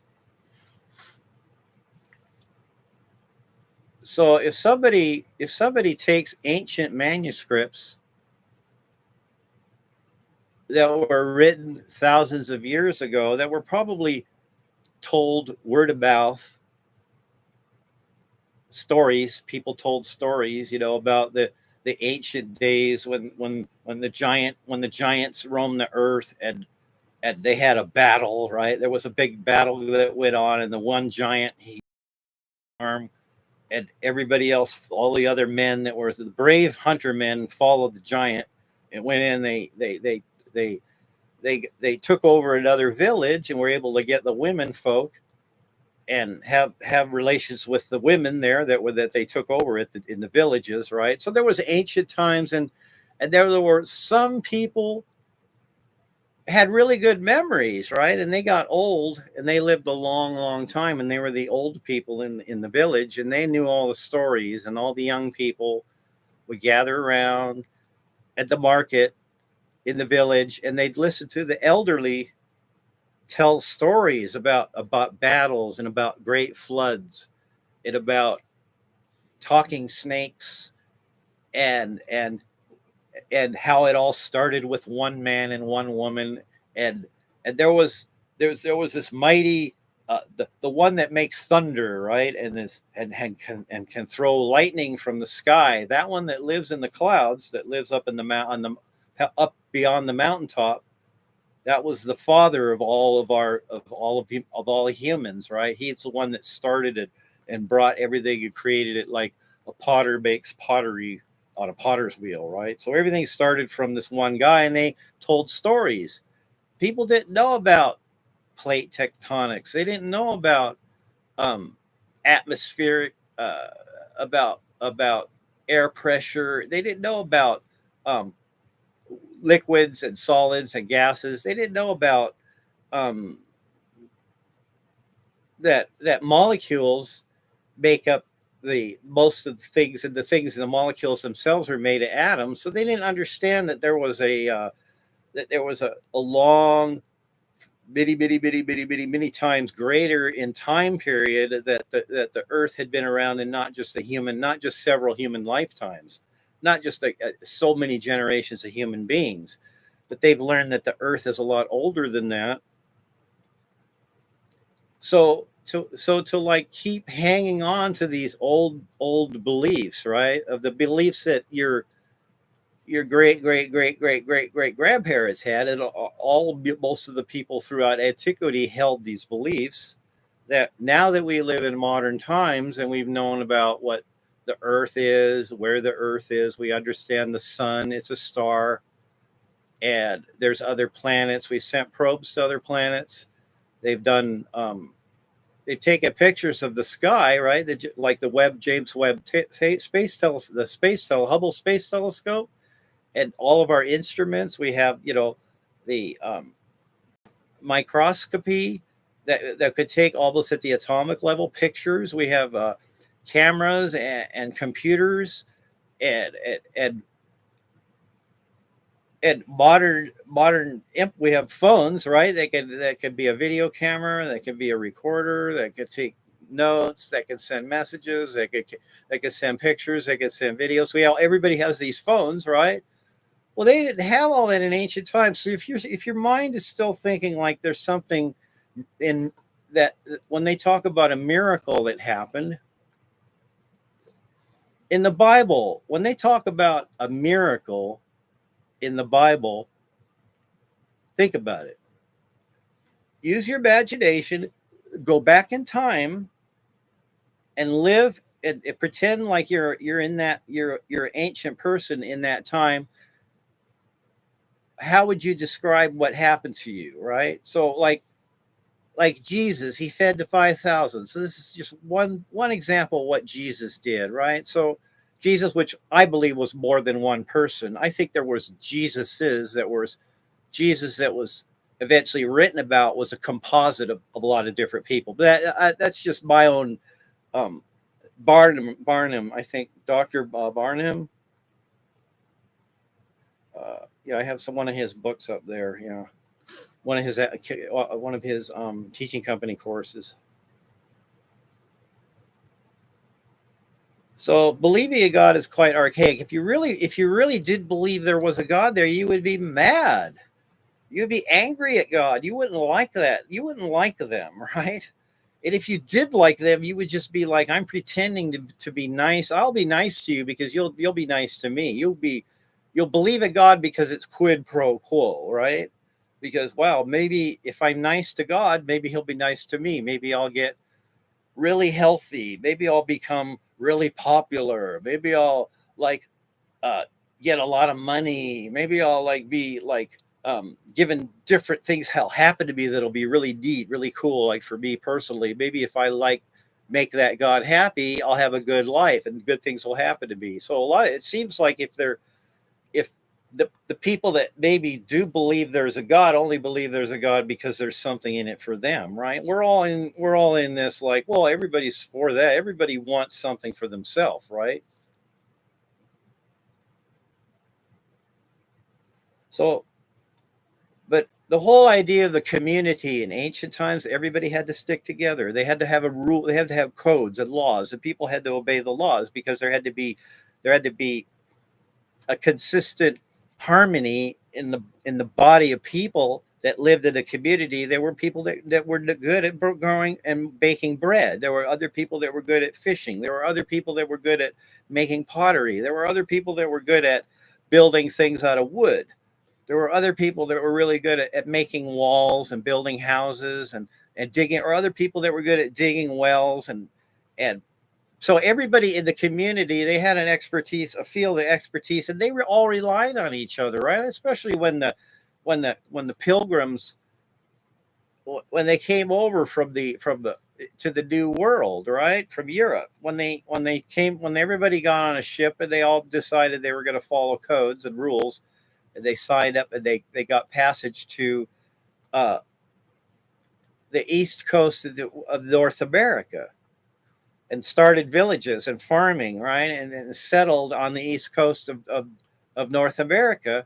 the Atlantic, right? So at that time, in ancient times, people had to rely on each other. Everybody had to be like the butcher, the baker, the candlestick maker, the dressmaker, the the butcher, the people that grew food, right? The people that were like built barns, the people that were like uh that led that were law. They were like the sheriff, right? So they were enforcing. They had to enforce the laws too. There was all these things that happened in the community that nowadays in modern times you don't really have to be behave in a certain way so that your survival depends on it. Now you can kind of just believe what you want to believe, and as long as you obey the laws of the land, and you you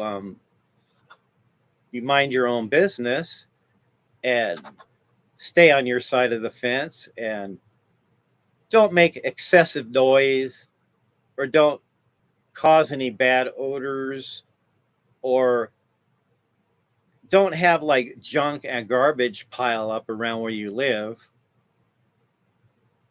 and always keep a neat appearance like outside of where your domicile is, like you don't leave garbage and trash there or junk laying around. um, you're not playing music really loud that's bothering anybody else, or you're not like operating a machine that's loud and noisy and bothering other people. So you mind your own business, you stay at home, you pursue hobbies, you you don't necessarily want to drive anywhere, right? So people that are like constantly trying to tell you to get you got to get a newer vehicle. You can't you have to leave your house. You have to get out of where you're out. The problem is where you are is toxic to you. You should leave. You don't belong there. You need to get away. You need to move. And like, okay, I spent 15 years making a house payment, right? For 15 years. So now I don't have a house payment and I can live here for it's just paying the taxes. I mean, and keeping it maintaining the place. And like now if I move, then I have to put everything in boxes. I have to rent a moving van. I have to hire people that'll help me move furniture and pack and move and load a truck. Then I have to drive a big truck down the highway and pay for renting it. And then when I sell my place, I have to like make it spotless. If I'm living here and then I move out, it has to be really super clean. There can't be any junk, anything. It's just, the only thing that's when I move out of my house is just like the structure of the house. And the yard only has the fence in the yard.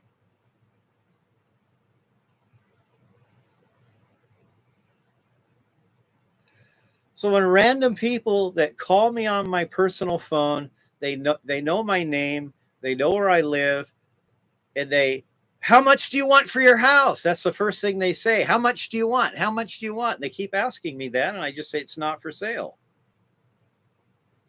Now, if somebody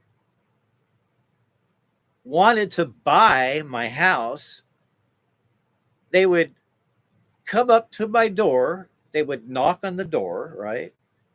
They would introduce themselves to me. They would tell me their name and they would say, I want to buy your house and I'm willing to pay you right now, cash money, no strings attached, no closing costs, no realtors. Right now, as is, I'll give you $375,000 for your property. And then give me a business card and walk away. If you really want to buy my house, that's the way I'll sell. I'll sell my house if somebody does that, right? And they give me a good offer.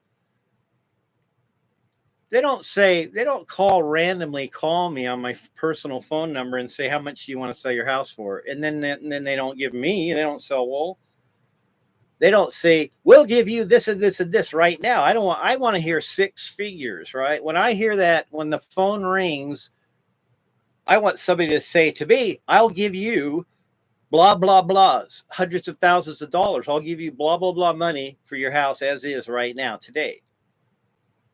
But they don't do that. No, they want like me to be like in like I'm suffering, and I have like all these bills that I owe, and taxes due, and um I have a lot of medical expenses that I'm still paying off from like a sick wife that passed away. It was obituaries and the so people know my name, they know my address, they know the name of my wife, they know where my wife lived. They see obituary, they see, oh, somebody died, right? So they're like, you're a vulnerable person, you're an old person. Then there's people like that, all they want to do is take advantage of you and steal your money from you and make you like pretend, they'll like trick you, right? And try to make you think that you're getting a good deal. And then then it closes and you walk away and you got seller's remorse, because it's like, wow, they really screwed me over on that deal. I got a raw deal. They got like easy money. It was all from like my time and all my hard work and suffering through the jobs I've had in my life to be able to save up enough money to buy a house, to be able to have a place to live. Has been a struggle. It's been a lot of suffering, a lot of sacrifice. Not buying that new car, taking those vacations, or getting a new wardrobe, or going on a luxury cruise, or traveling, to Europe or something like that, spending a lot of money on traveling. I didn't do that. I scrimped and I saved, and I paid off a house, and now I'm just going to give it away. And then I'm supposed to live on what I sell it for. I'm supposed to go find another place that's better than where I'm at. That's more comfortable. It's more convenient. And when all is said and done, and I've spent like money hiring a mover, or renting a moving van, and getting help moving, and then once I'm reestablished in a new place, then will I have seller's remorse? Will I look at the whole deal and think, I really got a raw deal? Those people that I sold my place to, they they just practically stole it, right? All the money that they made off of when I sold my house to them. So in a way, I'm very I'm very cautious about selling my place, because I don't want to get cheated. And I know how people are. Like, they'll try to, like, especially big dollar amounts, anything with a big dollar amount. I'm very smart when it comes to like nickels and dimes and dollars, right? When it comes to spending that way, I'm very wise in how I live, and I practice a very frugal lifestyle. But when it comes to like large amounts of money and major purchases or major sales, I'm like really nervous about it. I don't. I have to really be slow and have it get find other people that are a lot smarter than I am, that can maybe watch my back, help me or protect me through the transaction. And when I was married and I had a wife, she would do that for me. When I was married, my partner, we would do things together. We bought land, we bought houses, we rented apartments, we bought cars, and we did it together. It was two people helping each other out, making a decision together. So that's like the plus side of being married, right? When you had somebody like that, it was more of like just having a good business relationship in the marriage for me. So when I got married, it was like we were like did fun things together. We went on outings together. We went on camping trips. We went hiking. We rented kayaks. We took a lot of trips together, and she was like able to like take herself to the doctor and make sure she took the right prescription medications, and get therapy for medical problems that she had, and keep her health and stay healthy, and be like, hey, I like your company, right? I could spend like all day with you, and hang out with you. You're that kind of person, and not be feel like they're trapped in a marriage that was like, um they were marrying the wrong person, because for a lot of reasons they're just a young man that was take it up with an older woman.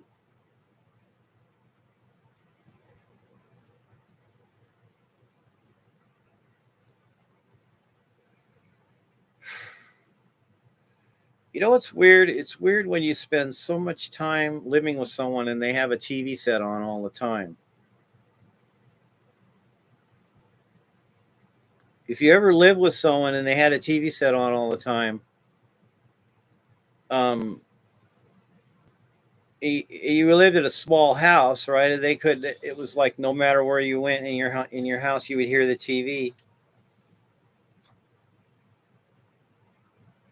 or apartment too. I lived in a lot of apartments where it was a floor apartment on the floor level. So ground level, you have people up that live over you that are walking around, right? On the ceiling, right? So you're laying in bed in your apartment. You got a ground level. And you look up and you hear blah, blah, blah, blah, blah, blah, blah, blah. Someone that lives over you is walking around. And then you're in your apartment and you hear washing machine running, all day long on all Saturday, right? You hear washing machines running and a dryer running. And then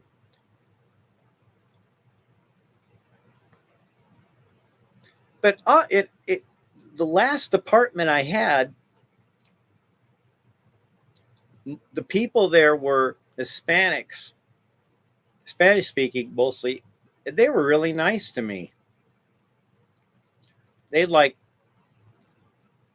when Sherry's mom passed away, they came over and offered a casserole dish. And when her mom died, when Sherry's mom died, and they mailed her ashes to the house, to the apartment when I lived in Gig Harbor.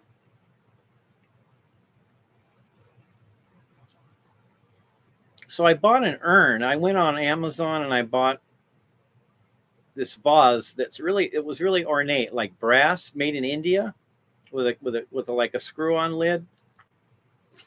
And we put Sherry's mother's ashes in that. Nowadays, I was watching about coral reefs, and they're using human cremains to mix in with the cement that they make these structures where they put them on the seabed, and it causes the corals to grow back on the seabed. And they're using human cremains in the cement as like memorials, and then having a little plaque underwater where the person. So, and then the coral could grow around them, and then once coral grows back, the fish have places to go. Yeah, we've lost a lot of estuaries. An estuary is where the river meets the ocean, and it's shallow and it's fresh water. So it's areas where there's a salt water when the tide goes up, but when the tide goes out, it's fresh, mostly fresh water. And there's all these places along the shoreline on the earth that are becoming higher, that the sea level is getting higher and higher and higher, and it's causing less and less and less places that are fresh, that are marshes, freshwater marshes.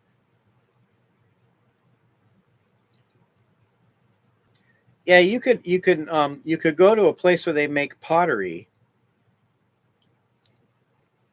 and you can have your loved one's ashes mixed in with the clay, and then they can make a vase, and then your ashes are part of the clay, right? And so you make whatever ceramic things is made out of your ashes too. You could do that.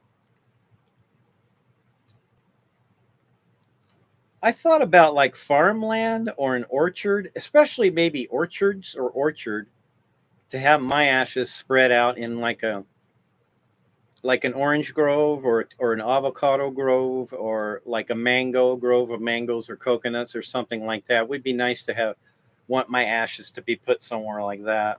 At least now I think about it now. I think about all the minerals that make up my body, all the coconuts I've eaten, and the mangoes and the bananas and the cashews and the walnuts and the lemons and the wheat. and barley and peas and seeds and greens and all the food that I've spent my life eating those foods, right? The body composition of my body is made out of the minerals that came from those specific nutrients in those foods. So if I dissolve, I want my body to dissolve where those minerals can be reuptaked, could be reutilized in the ecology. So having the cremains permanently in rock or in a stone, that would be, yeah, in the for the like the idea of the reefs, the coral reefs growing on where human cremains were used to make the structures for to start to coral reefs with.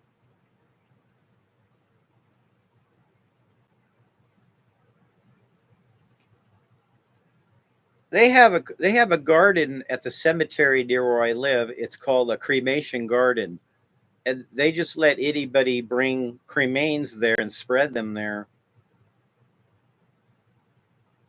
So I had a neighbor that was also a member of Alcoholics Anonymous, and while he was alive, I didn't know he was a member of Alcoholics Anonymous. The only time I found out he was a member of Alcoholics Anonymous is after he died. I I had an affair with his wife, who lives across the street from me, and when she broke up with me and moved away, she gave me her husband's ashes. So I took Dale his ashes. I took his ashes to the cemetery near the Alcoholics Anonymous meeting hall, and spread his ashes there at that cemetery. And then I went to a meeting, and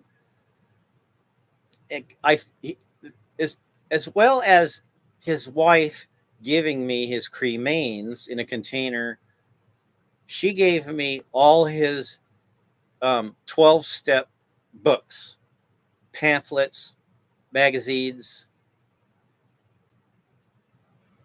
So I had a library of Alcoholics Anonymous, and then I have some Narcotics Anonymous books, and the Grapevine, and 12 step, and the big book, mostly the third edition, some fourth edition.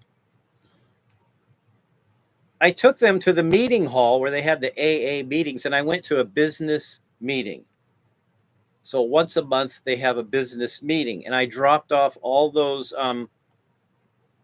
fourth edition Alcoholics Anonymous books. There must have been like 12 or 13 of them. They're in pretty good shape. I mean, he collected he had like 35 years of sobriety. So in a way there was closure, and he was my neighbor, right? So and then when my girlfriend and I broke up, who was his wife while he was alive, my girlfriend and I broke up. There was Her son sold the house that she lived in, and part of when before he sold the house, he sold me a microwave oven and some other, like a skill saw and some other tools that were Dale's, for like $50 for a microwave, and $50 for the skill saw, which is pretty good shape, and then some extension cords that weren't really usable. There was one, yeah, I still have that, but then there was like books that he had that was AA from Alcoholics Anonymous. So I took all those to the cemetery. There's a building by the cemetery where I live at. It's a small cemetery, and in that building they have AA meetings.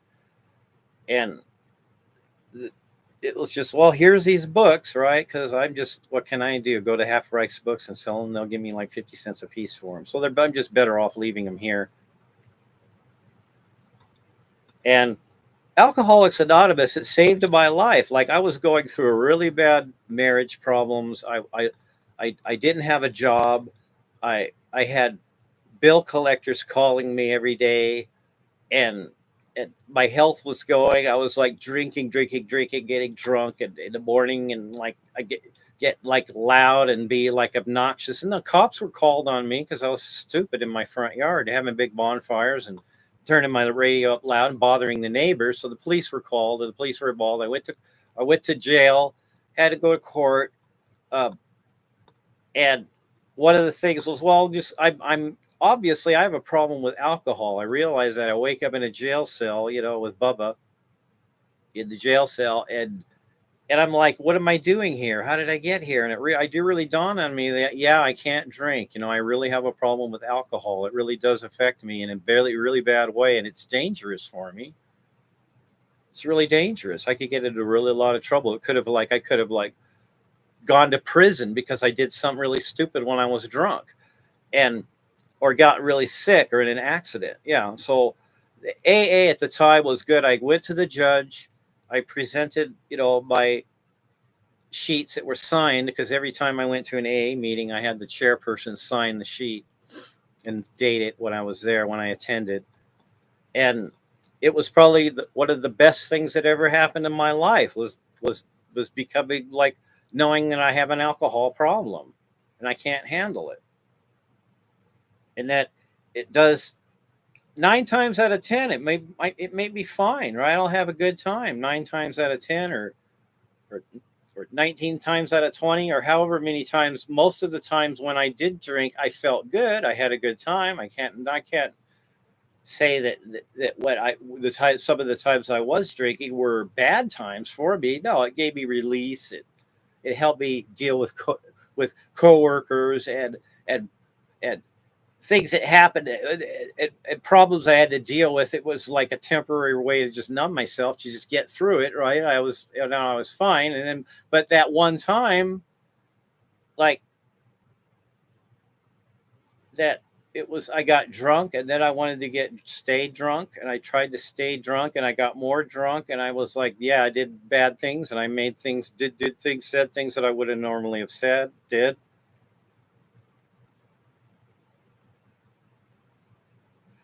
I think anybody that thinks the universe needs consciousness to be here is crazy.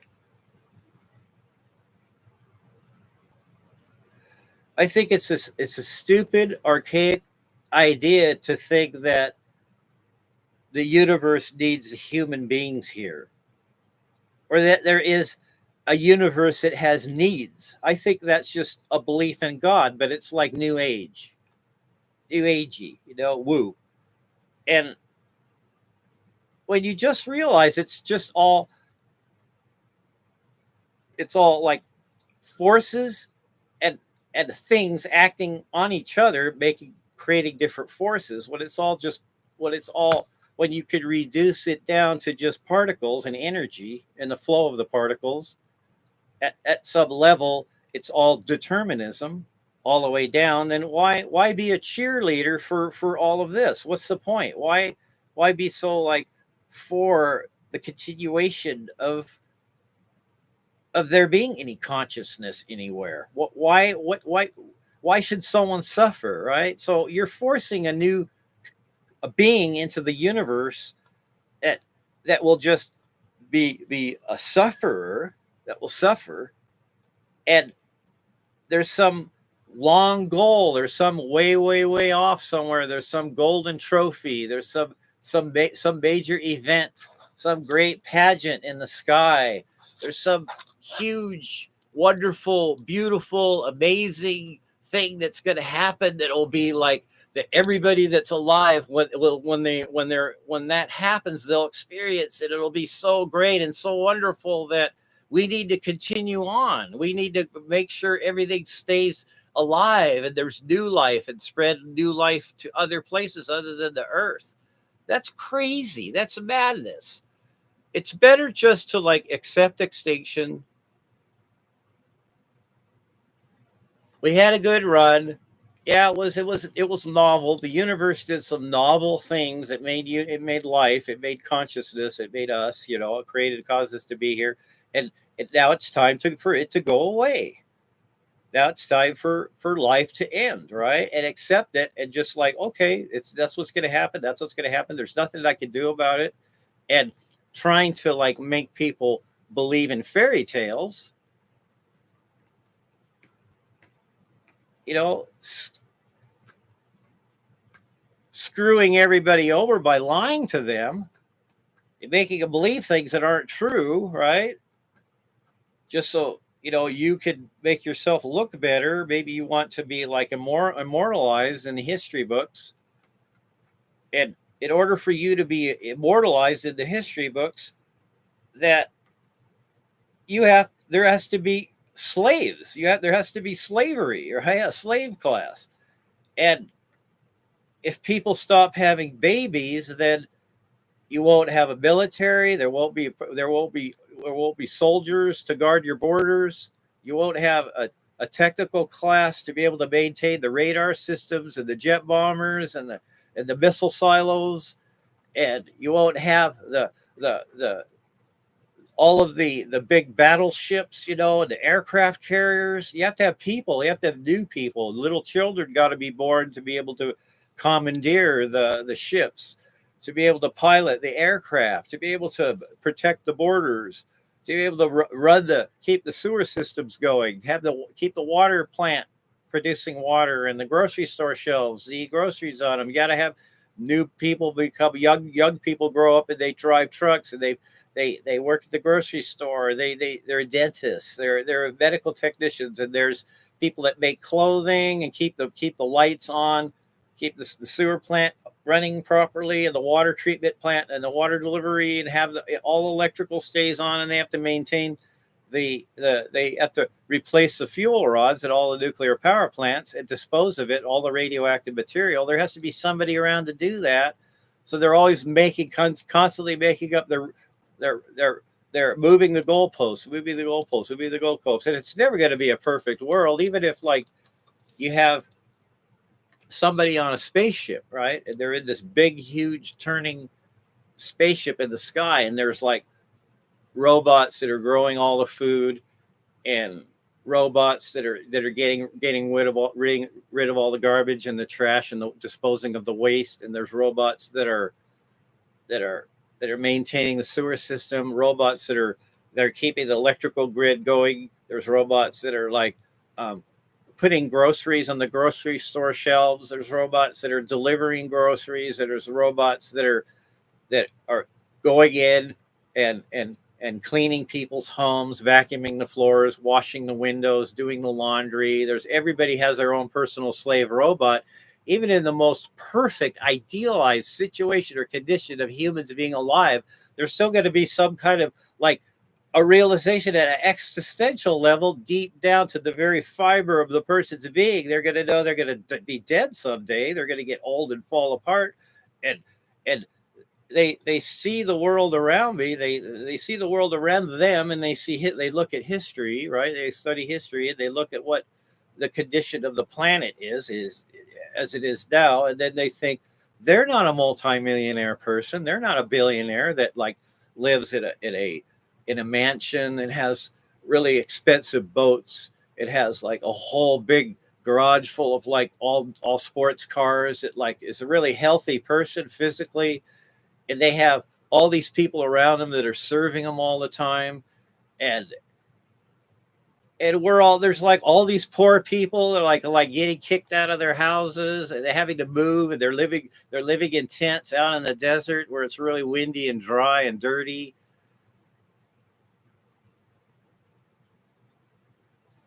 Well, the cremation garden there at the cemetery I went to,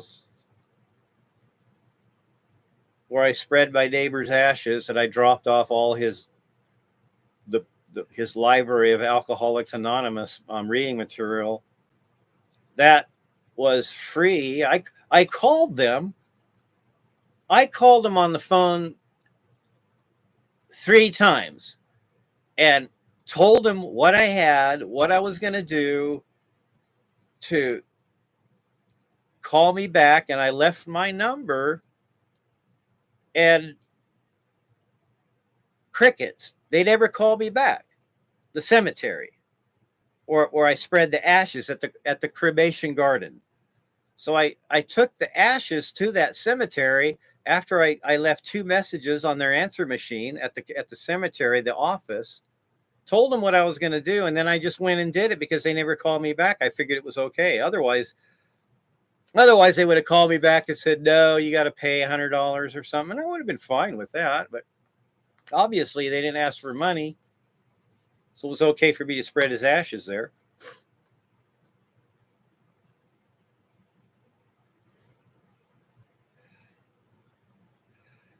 Well, you go there because I go to AA meetings because there was other people there that share their experience, strength, and hope. You know, when Bob and Bill got together because Bill was at the hotel and there was a bar at the hotel, and Bill didn't want to go to the bar and socialize. And Bill was a very social person. Him and Dr. Bob got together and just talked. It was just those 2 guys talking to each other back and forth, back and forth, back and forth. And that's how it started, right? AA started that way. So AA is why it got more bureaucracy, and that is more, they've added more stuff onto it and that. But still at the very heart of the tradition is you just get together with somebody else that has a drinking problem like you do, and you share your own life with them, right? You have and support each other that way. And AA meetings are just meeting other people in groups that do that. Yeah. What is it? We continued to take personal inventory, and when we were wrong, we promptly admitted it. We're ready to have God remove all these defects of character. Humbly asked him to remove these defects of character. So yeah, the steps they are there, but like what I was saying, Bob and Bill, they just got together. They were 2 people that had drinking problems. The group that was it was named after a college, right? That his friend, Bill's friend, was in that group. They were teetotalers, but they were Bible. It was more like church. And when Bill and Bob, Bill wrote the book, Bob and Bill wrote the book together. That book was about trying to make it so that even the people that didn't believe in God, that were atheists, right, that they could still be in the groups too, right, and be in the meetings, because no one knew, this is our God, this is my God, you got to believe my God the way I believe, in all that bullshit, right? So it's just, I have a problem with alcohol. I want to go to other people that can live their life and not use alcohol, right, and be successful at their own life, that learned how to live and be free from that drunkenness, right, and getting caught up in that and falling victim to that. Or there's parts of my life where my wife just died and I'm all here all by myself in my house, and I'm all alone, and I need other people to be around, so I go to AA meetings. And I know I don't want to go to the store and buy booze and get drunk, even though I could probably get away with being drunk for a while, being retired, that I don't have to work. There's a story in the big book about a guy that did that. He retired, and once he retired, he could just drink, right? And that was and wear slippers, right? So, you know what? The universe is so vast. I don't think it's possible for humans to be interstellar. Yeah, because of the quarantine of distance, just the sheer amount of energy it takes to get materials off the surface of the earth into an earth orbit, right? Just that amount of energy just to put things out into space is a prodigious amount. Yeah, they talk about nanofibers, building an elevator up to have a ring around the earth that's all that's connected with the space elevators, and from the ring, then they could start building habitable space stations.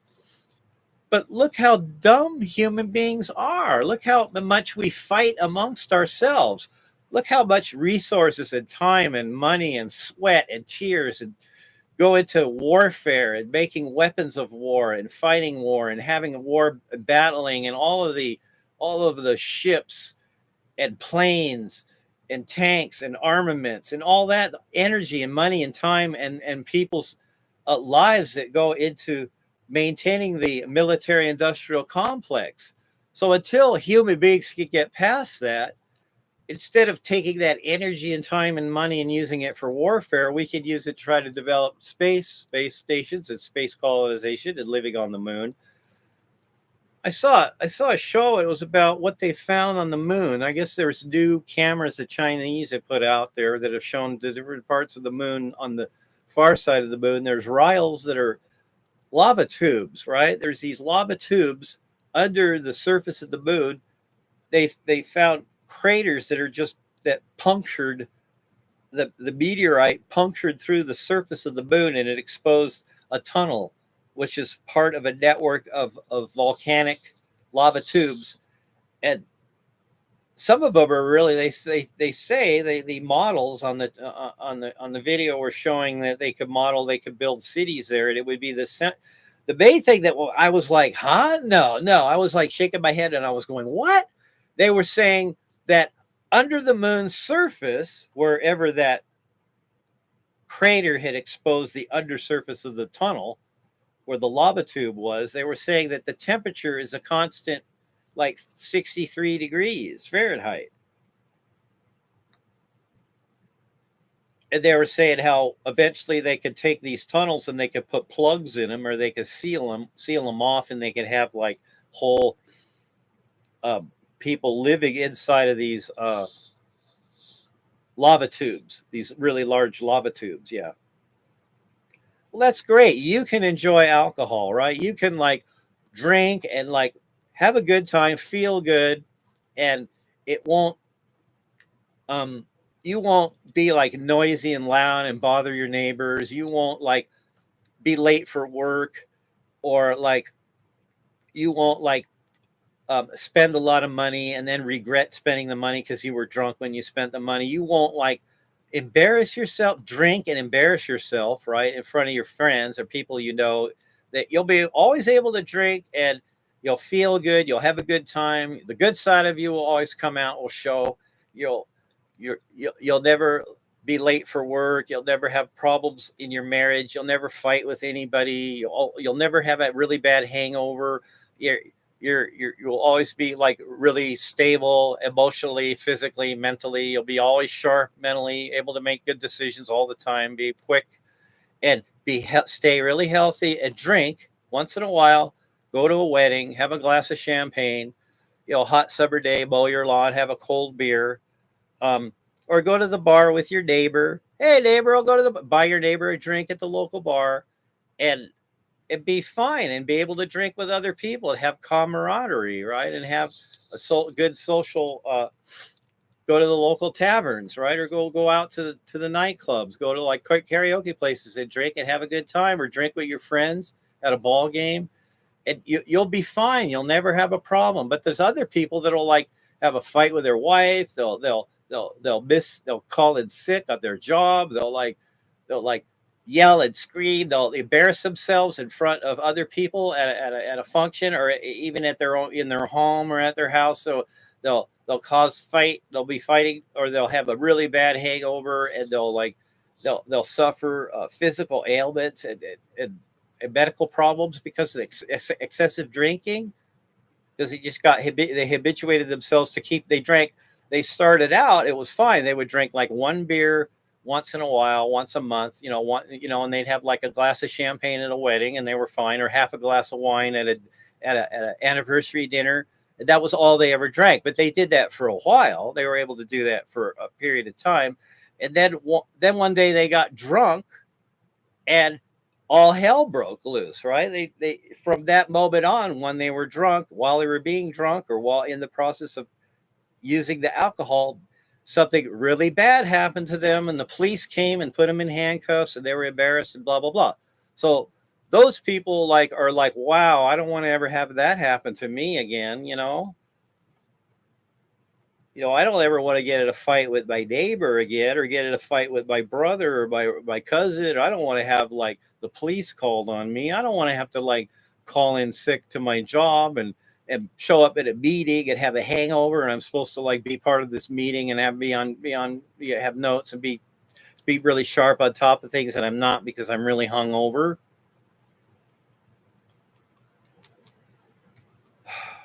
Well, it was free. You go to the cemetery, they have the cremation garden, and it's just a lawn there. And when I spread his ashes out, it was in a bag. It was in a plastic container. It had his name on it and a label, and it was in a bag. And on the bag it had a metal tag. So I took the bag and I just turned it upside down and I started spreading it around at the cremation gardens, and it was like flour.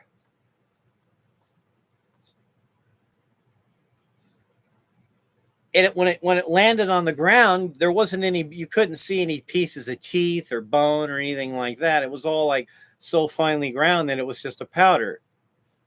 So I understand why they were like, not well. You got to come at a certain time. You can only spread the ashes at such and such a place. We got to be. Someone has to be there, watch you do it.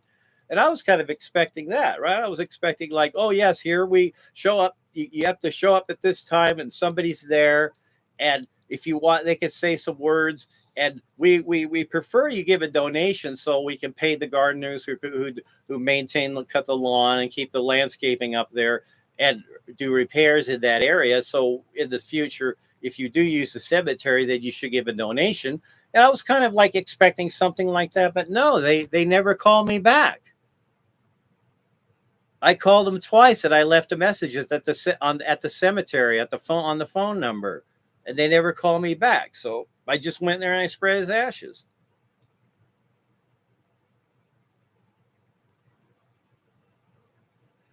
And eventually, and then I'm sitting there at a little bench, right? There's a little bench to sit down there at the cemetery, and I'm looking around, drinking my water, waiting for the meeting to start because the AA meeting is really close to where the cemetery is. I'm waiting for the meeting. I'm sitting there at the cemetery looking around, and I'm thinking, wow, somebody's going to do this for me someday. Somebody's going to take my ashes there and they'll spread my ashes around there. And that's fine with me, right? Whatever they do, they do. Whatever the cheapest, easiest way to get rid of my remains is. I don't have any kind of special requests or anything. It doesn't matter to me, really. It won't matter.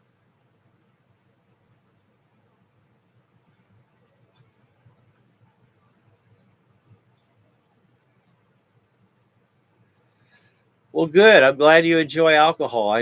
My hat's off to you. I salute you. That's good. People that can that that maybe their parents or their grandparents or their great grandparents they brewed beer, or they had vineyards and they grew wine. So you're in a family. You might be in a family of other people that through your family line were wine growers, or that just had distilleries. It made whiskey, and everyone in your family was fine. There was never anyone in your family that was an alcoholic. And then when you drink, you can go to a ball game and have like one beer or two beers, or you could go to like a wedding and have one glass of champagne, or on New Year's Eve you could have like two glasses of champagne. And maybe after work, when you've worked hard and you've reached a milestone at your job or in your career, you could go out and go to a tavern and have drinks and have like it'd be fine, and smile and have a good time and laugh and sing and dance and feel good, and everybody else there is feeling good and have a good time. And that's all that ever happens to you when you drink alcohol.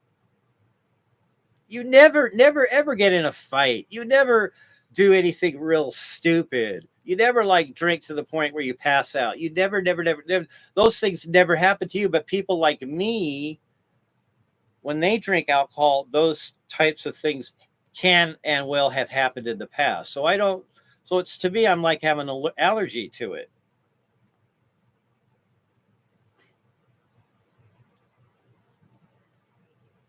So you're a pirate. You're like, when that MX came out it was a file sharing utility that you used if you had a dial-up modem. I remember when I had a dial-up modem, I had CompuServe, and then I got Verizon. GTE was at the time a dial-up.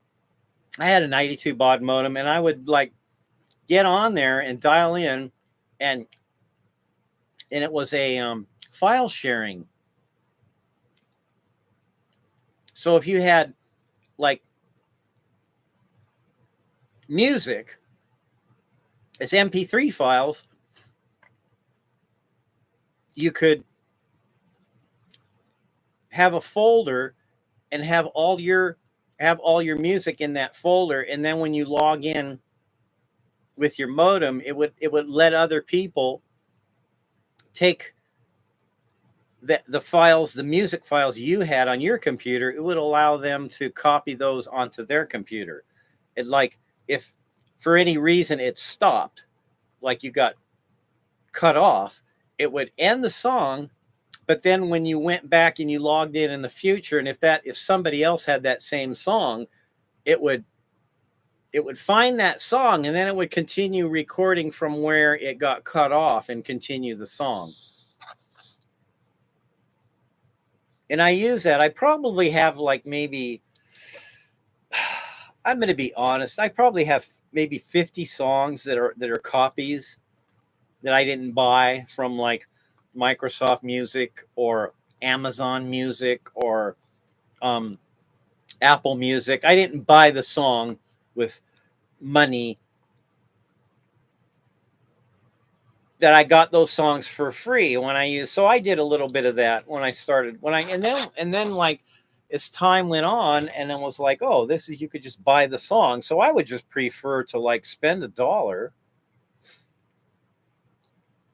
and buy the song. If it only costs $1, that's worth it to me. So a lot of, like, when Microsoft Music came out, and then there was Amazon Music, and then I bought my Sony CD MP3 USB CD to MP3 USB player recorder thing. Now I have all of my music that I had on CDs, because I bought a lot of CDs. I bought used on eBay, and then some of them I bought brand new, mostly audio cassette tapes. So I did buy a lot of new audio cassette tapes from music stores, and over time I've just accumulated those. And then at one time I tried to copy that wave file from the tape, audio tape, and I tried to make them songs too. I did those for a few of the songs I have, but they're like the BPS is like,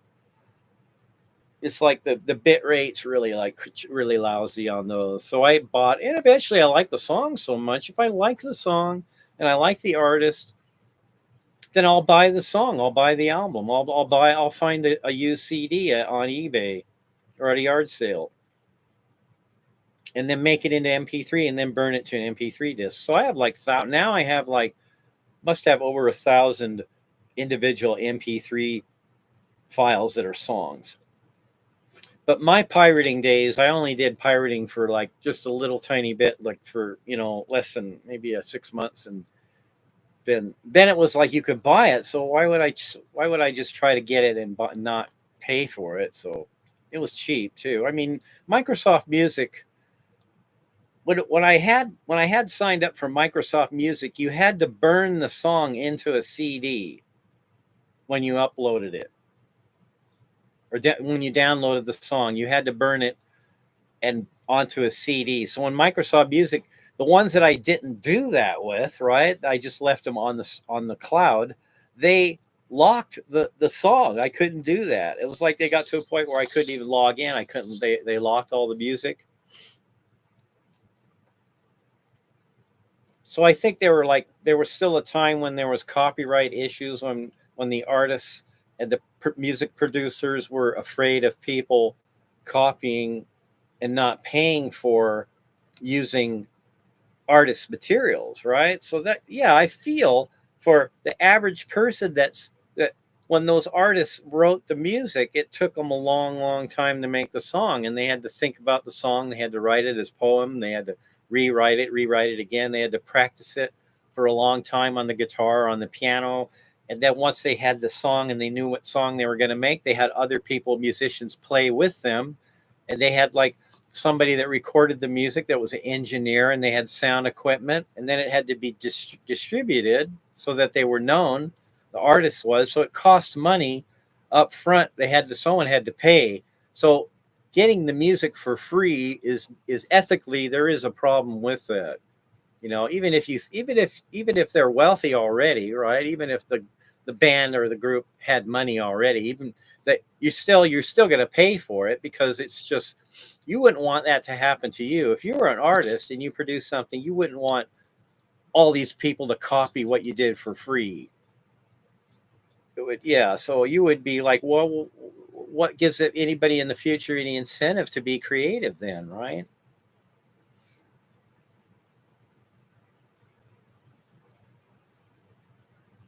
Yeah, that's good. Good for your grandfather. You have his genes in. Yeah, you'll live a long time. You'll be like, you won't die in a nursing home. Maybe you'll like die while you're playing football, or like may shuffleboard. You'll have a big shuffleboard tournament and you'll just drop dead, or you'll like fall asleep and everything will be nice. You won't have like problems being poisoned by something because a bunch of people were around you and they were trying to encourage you and make you poison yourself. That and you're able to handle that. I mean, if you can hang out with people that don't like you, right, that may not necessarily like you, but they're fun to drink with. You know, that's another thing too. If you're drinking with other people and the people you're drinking with are like criminals or like people of low, you know, character, then while you're drinking with them, of course, if you continue to drink with these people, the people that you'll be associated with them, and it might keep you back in your job, or it might give you a bad reputation amongst family members or neighbors, or the church that you go to, or whatever clubs or wherever you show your face at. You have a bad reputation because wow, you were drinking, but you went to like places where there was people that were like gangsters, right? And thugs and criminals, and you're drinking with them. And some of the times that I was drinking, like at night at places, I was finding myself drinking, being around people like that. So it was one good reason not to drink, end up in those kinds of places, putting myself potentially in a situation that I could be like mugged or taken advantage of, or um,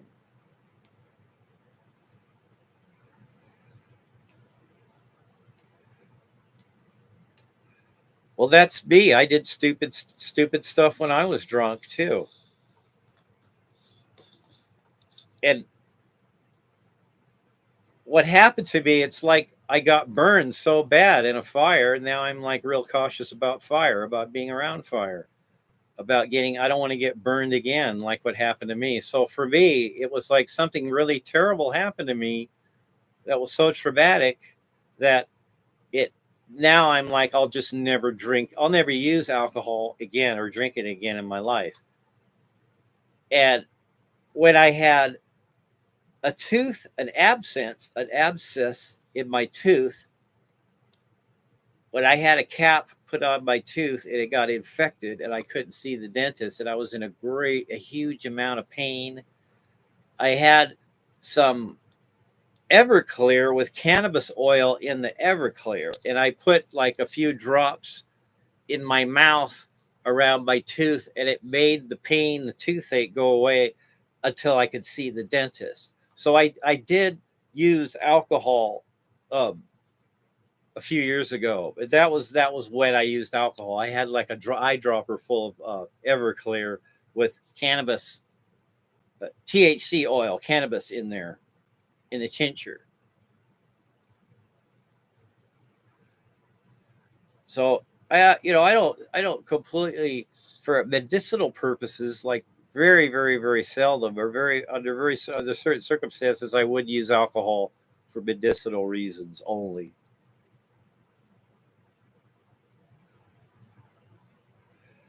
Yeah, my girlfriend, she gave me the ashes, and she said put them out in the backyard where the dogs are buried. She had two um, basset hounds, and the basset hounds were like spent a lot of their time in their kennels. They were overweight, and they were I think they were around maybe between 12 and 15 years old. They were old dogs, and they had a lot of medical problems. And I took the basset hounds to an emergency veterinarian clinic on the other side of town and paid the vet bill for her dog.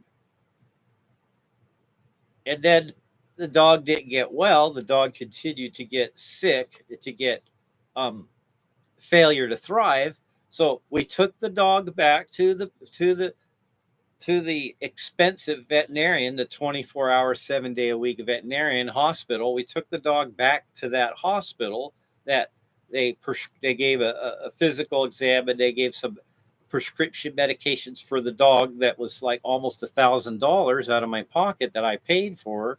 It wasn't like my dog. It was her dogs that her and her husband raised these two dogs. And so then I didn't have to, but I paid to have the dog given the shot to put the dog down. So that was like another $500. So that dog, it cost me a lot. And then her other dog got sick, and we went to another veterinarian, and they had to, she decided to put that dog down too, and not put it through, try to get it to be well. So I paid to have the dog put down, and they had like a paw print, in a thing. And she got that. And then the body of the dogs, the two big basset hound dog bodies, were brought home to where she lives, her house, and her son-in-law buried the basset hounds in the backyard. And she had parrots too, and some those parrots died, and she buried those parrots in the backyard. And so she hands me her husband's ashes and says, "Here, can you take care of these? Put them in the backyard. Pour the ashes out in the backyard. This house I'm having to move away from." And now, and I thought about, well, I don't know how legal that is. See, that's when immediately a red flag went up, and I thought, well, is this against the law to do that? And do I really want to do that for her? Or maybe it would be better if he went to a cemetery. And I thought about, well, he was in AA like me, and he went to the meetings. Probably he went to the meetings there at the cemetery meeting hall, where they had a 12-step meeting, like a place that people met there by the cemetery. So I used that place, right? I called him and I said, well, I'll sprinkle the ashes and I'll sprinkle them there. And I took a picture at the front of the cemetery. I took some pictures with my camera with the container that had his ashes in them. And I took pictures of the name of the cemetery, and I had his name on the container. There were the photos. And then I dumped out his ashes there at the cremation gardens at that cemetery, and told her, I didn't put your husband's ashes in your backyard. I took them to the cemetery and I dumped them there. And I sent her pictures, and then I never contacted her again. So she said to me, I don't like you anymore. I don't want to see you. I don't want you coming around. I don't want you trying to contact me. Our relationship is over with. We're finished. She told me that to my face. So I don't try to contact her. I don't try to call her. That was the last thing I did, was send her husband's ashes, a photo of the container that had her husband's ashes in it in the front of the cemetery, with my smartphone, I sent her pictures of that. That was the last time I contacted her. And she knows about this channel. I don't know if she watches me or not. I don't know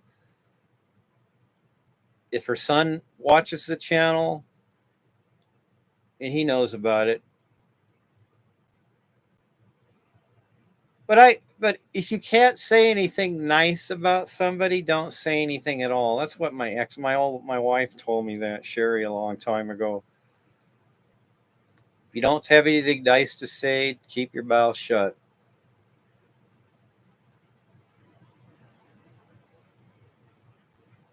Yeah, I read the comments one at a time. I work my way down the list.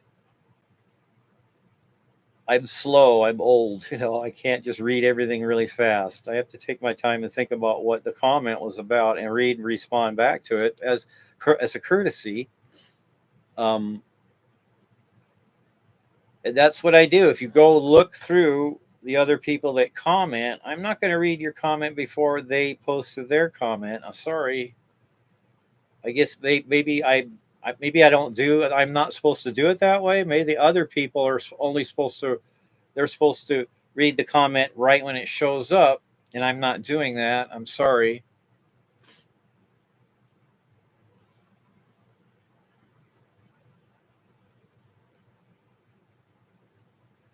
So, does anybody here use AI art generators?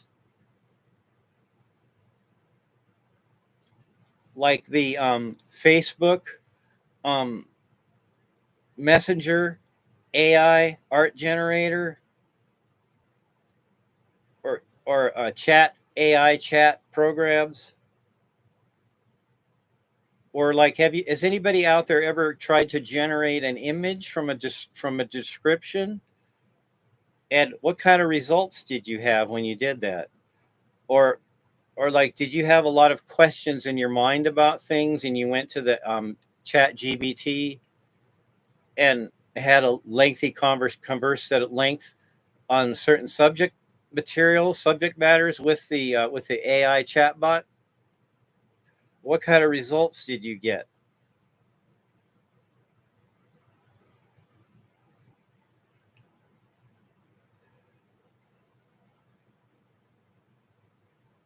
Well, oh well. And that's kind of what I was thinking of doing. I was thinking of talking more about that. I know I have a lot of my audiobooks here that I have. I was listening to Jacob Needleman um,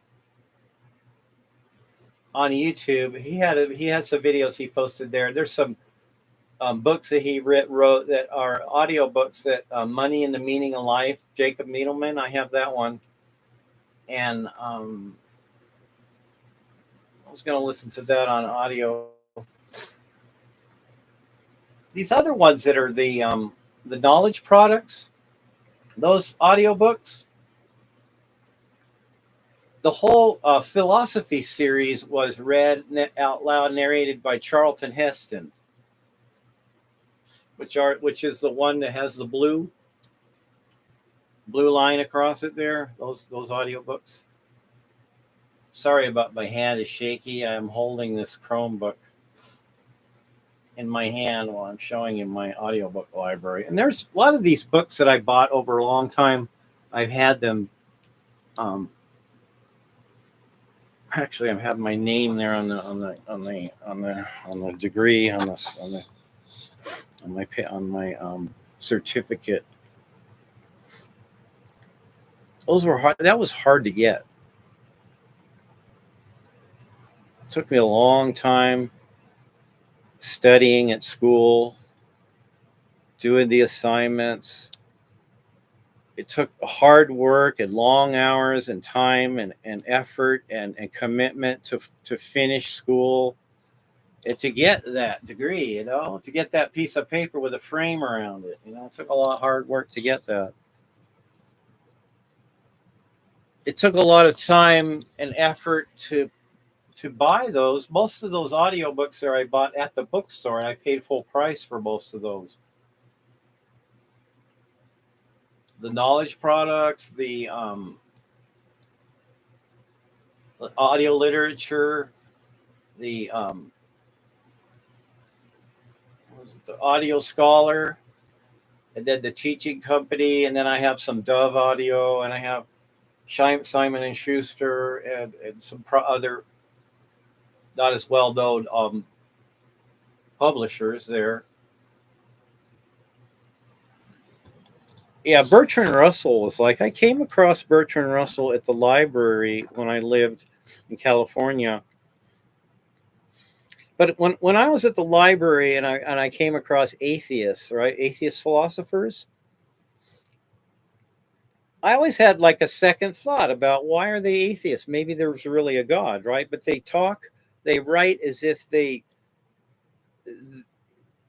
know for certain. That was always the one thing that always was like that bothered me, that they had so much certainty about their atheism. But today, in retrospect, I understand that. I can see why they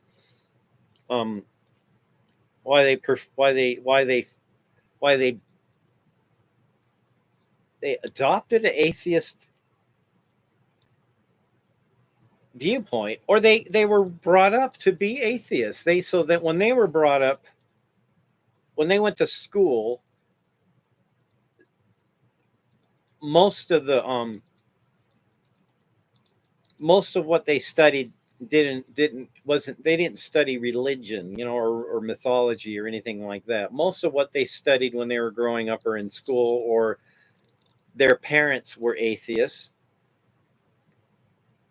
and so they weren't like going to church every single Sunday, right? From the time they were like 4 years old all the way to when they were 15, 16. They weren't obligated to go to religious services by their parents, and their family, people in their family weren't regular church going people. Maybe a lot of people that were adults that they knew were like college professors or scientists, and so they didn't have a lot of exposure to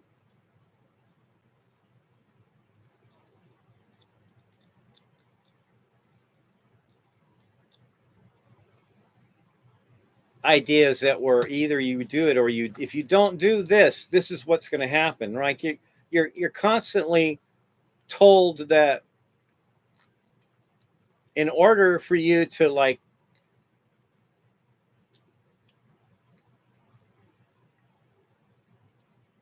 get saved, that you had to read this book and you had to believe these scriptures and not question it. Accept it just like looks like Saint Paul when he wrote the letters in the Gospels, and that you're supposed to just accept that as the truth and really believe that that's real, that there was a God man, there was a man that was a person born, and they were miraculously conceived, and while they were alive, they were like able to like walk on the surface of water. They were able to like read minds. They were able to like perform like miracles, make things, supernatural things happen, and that you're supposed to believe what they said. The people that knew them and follow them, you're supposed to take what they said and believe and not question that, and as long as you did that, and if you weren't now, if you stop believing and you just said that's just nonsense and you don't believe it anymore, then you'd be punished, right? There'd be some consequence of that happening. That, oh, if you did that, the such and such would happen. If you like said, oh, I don't believe in God anymore, it's a stupid idea. It's from an old time. It's a fable. It's all made up. They're just made up stories. And the Jesus that walked around that performed miracles, it was all word of mouth. Eventually it was written down as a fish. It was like fish stories, right?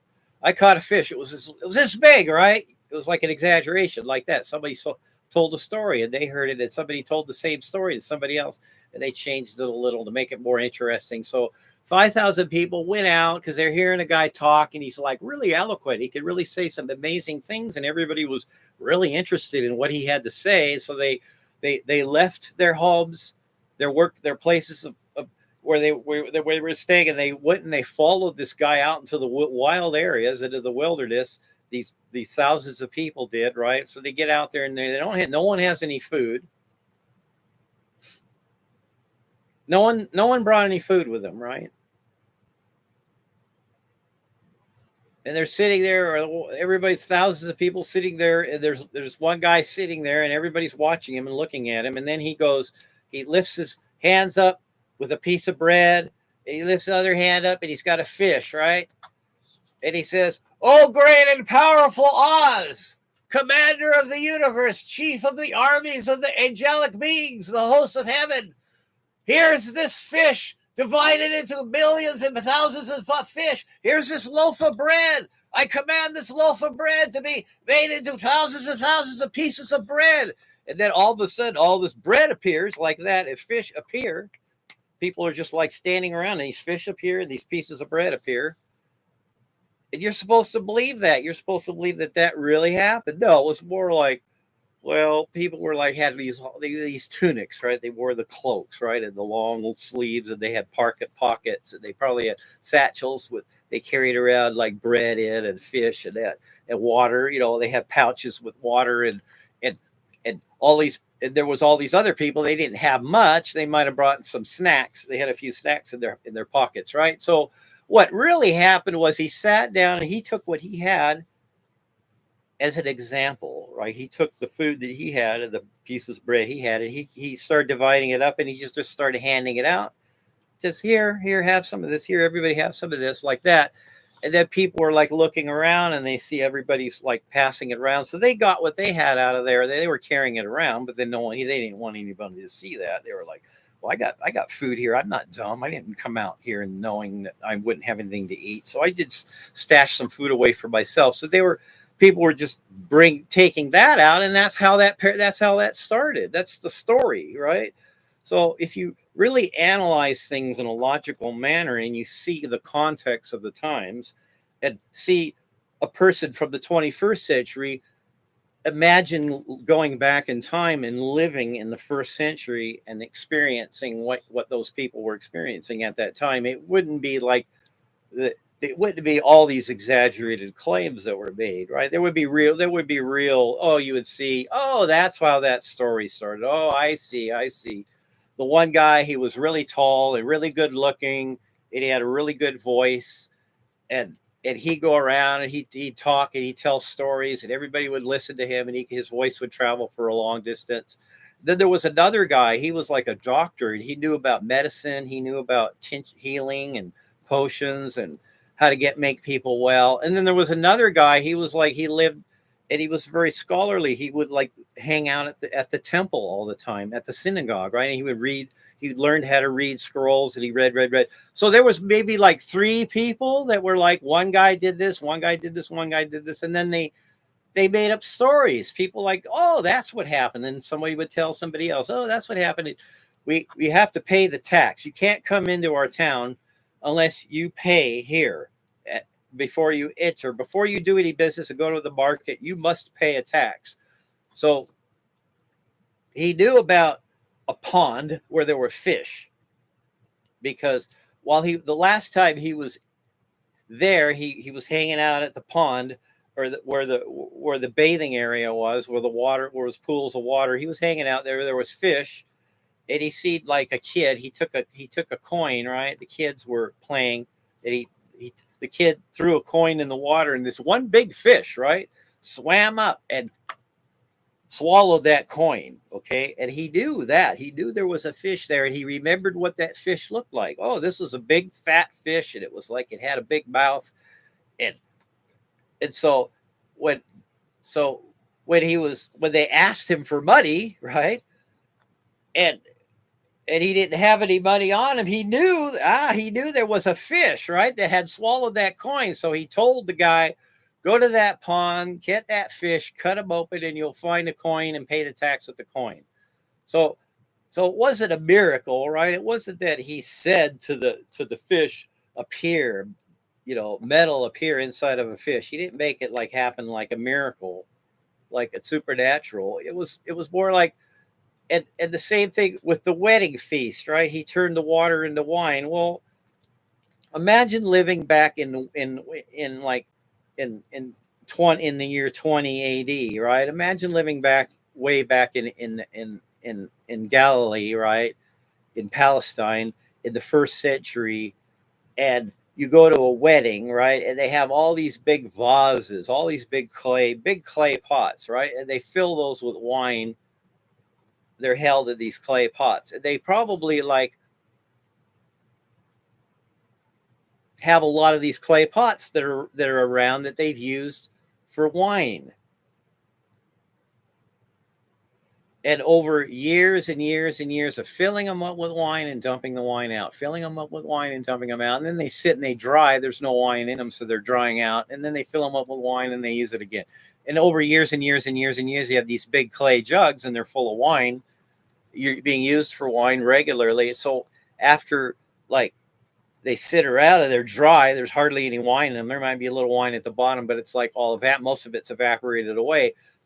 So he knows about that. The guy at the wedding, he knows that there's these jugs, right, that they've used over and over and over and over and over again for filling with wine, and they're just empty. But he knows that, I remember I was there and I had somebody like poured water to wash it out. And they were washing out these jugs of wine, and then when they washed it out with water, and then they poured the water out, it was like the water tasted like really good wine.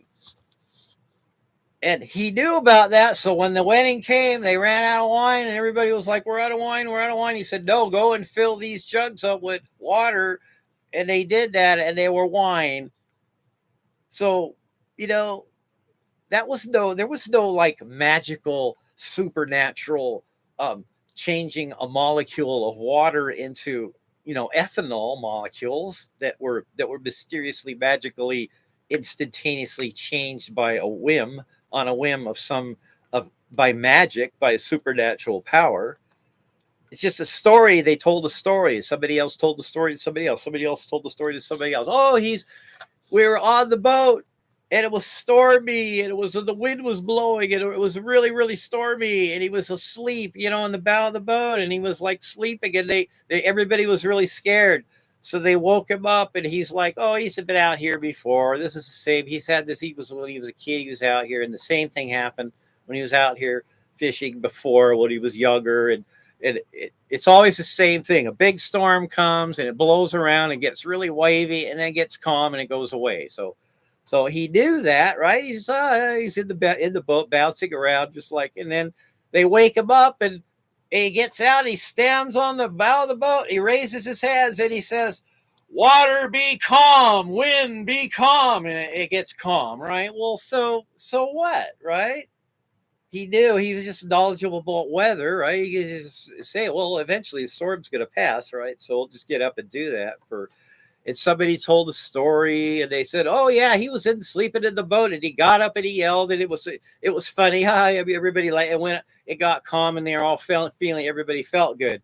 Well, somebody told the story. They told the story to somebody else, and they told the story to somebody else, and then it became, oh, it was a miracle. He made the waves get calm and everything, and then the other one was, he's walking on the water. Oh, it's a miracle. He can walk on the water. Well, they didn't know what a mirage was back then. If you're out in the desert, right, and you're looking at the horizon and you see a shimmering water out of the horizon, right? You see somebody walking and there's a mirage, of water, and you see them walking. And no one understood what a mirage was.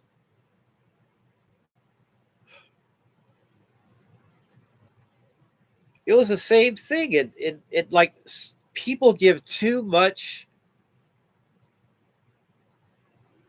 They give too much respect for or emphasis upon old writings, right? And old stories.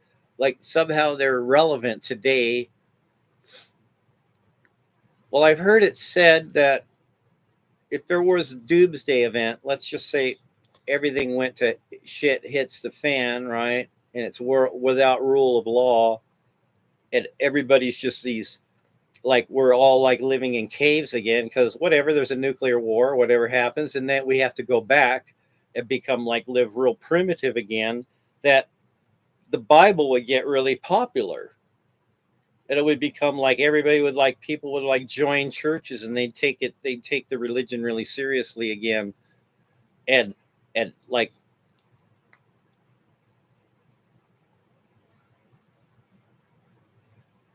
yeah, the Islamic communities that start up in different places, they have to, a lot of times they want to change the laws, and make the church and the state.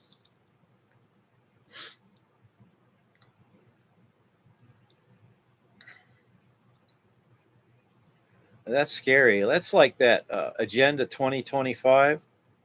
Well, Agenda 2025 is like, well, let's make pornography illegal.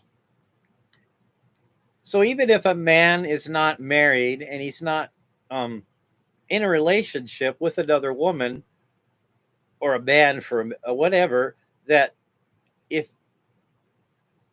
if he gets, and he's consented, if he finds a woman that's a consenting adult and she puts pictures of herself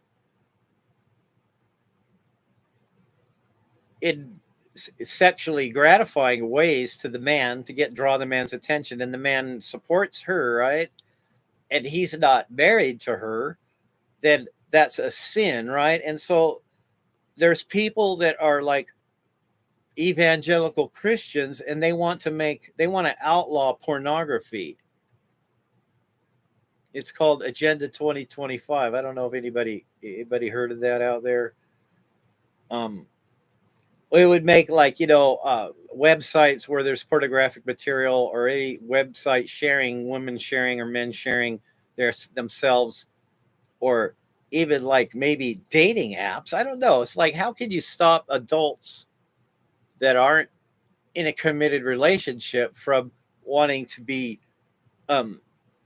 sexually aroused or relieved, sexually relieve themselves of the tension of their sexual arousal, and use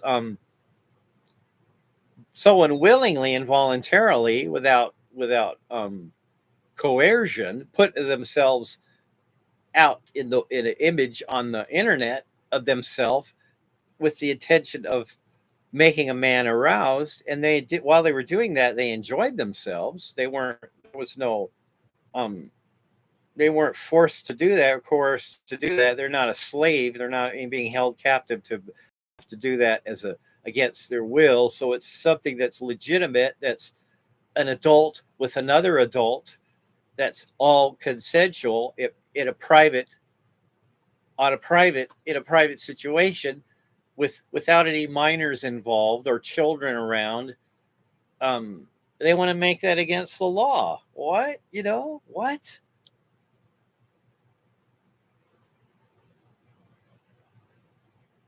I don't know. It's like. So I was watching that Disney movie Wall-E, and the by and large, it was a big corporation. So originally there was all these different companies, and then the one big company, they took over everything by and large, and they built like an ocean liner out in space, and everybody left the Earth that was human and went out and lived on that big ocean liner in space, and left robots to clean up all the garbage and fix the pollution on the Earth. And Wall-E was this story about this little robot. Eventually, he gets to the ship.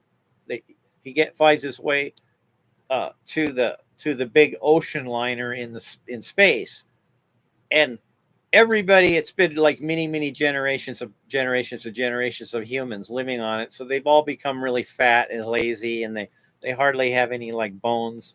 They're mostly these blobs that live on these chairs that travel around all the time. There's no one walks anywhere. They're all on these like mobile devices, and everybody copies everybody else. So they have like an ad for a blue. This is a blue. It's a new thing. It's blue, right? And so they all turn blue, right? They go, oh, I'm going to make myself blue, and they make their clothes blue. And then it goes, oh no, it's a red. Now the red is in. Red is a big thing. So everybody looks and they go and they make themselves red, right? And they make their clothes red. And everybody's sitting in these chairs, and the chairs are like hover over the ground, and they move them around wherever they want to go. They can get on a chair and move around. And then when they want to talk to other people, they have everything on a screen, like right in front of them, of the other people on the screen. They could like be talking and chatting with them, and and then in the background there's all these advertisements, and wherever they go there's all these big ads, right? And the kids are in school and they're all in little chairs, little mobile chairs, just like the adults, and they're learning about Axon, about the big company, right? By and large, and and it turns out that the pilot who's in charge of the ship has gotten so used to being everything robot controlled that he's given over commands to this automatic pilot, right?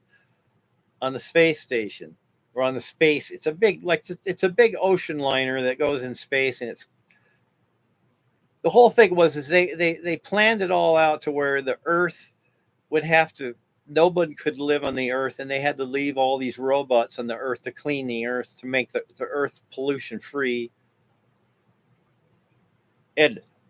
And the signal for Wall-E, for the big by and large cruise liner in space, the signal to make that come back to the Earth was that they find a living, growing plant in the soil on the Earth, and then the robot gets it and sends it back to the ship, and then the captain of the ship is supposed to get the sample and then activate the pilot to return back to the Earth. So they all get back to the Earth, and then they start off-grid living, and everybody's a farmer, and they clean up all the garbage and all the trash, and people are starting to like get out and walk around and be physically active again, and that's the end of the movie. And the other one is see, I get those movies. I get anything about humans going out into space. To me, that's like a fantasy. For me, I see like, it's more for me prognosticating into the future. I see people living underground more so than people living outside of the Earth.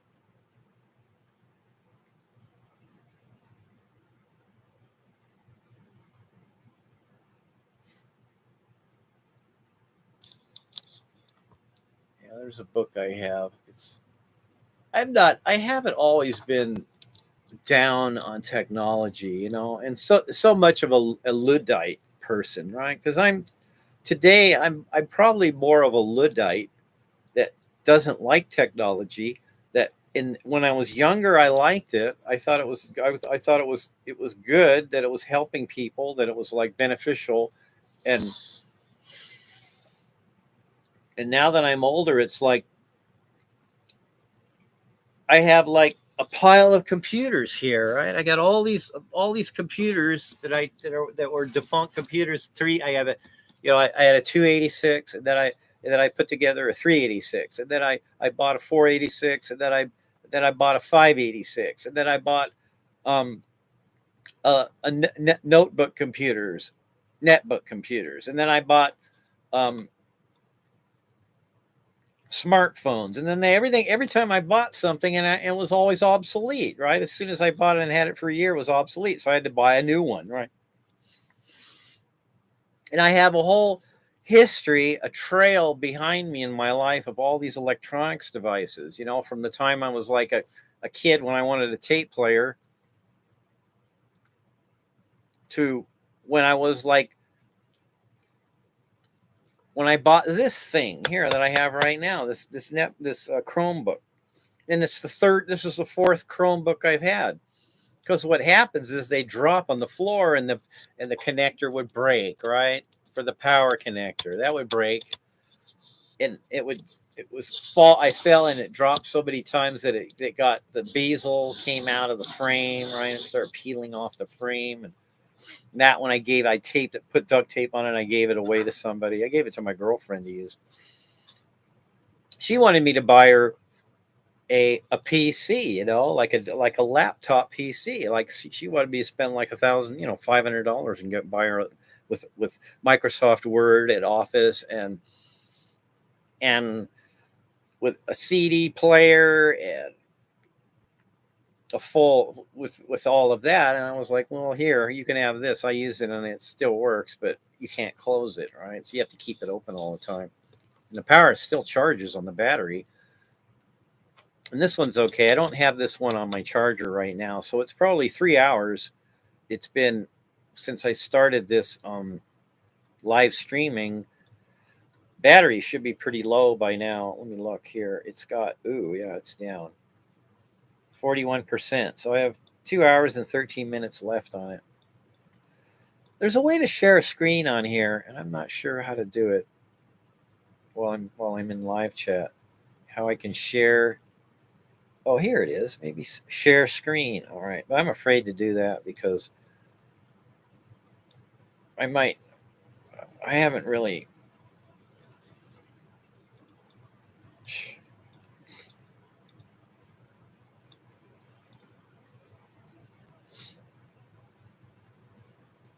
Yeah, I probably share too much about myself on here. That's like people think like if you're too open, you're vulnerable, and someone will find a weakness about you and take advantage of that and steal your money from you, take advantage of you, or manipulate you to do something or say something that is for a certain agenda.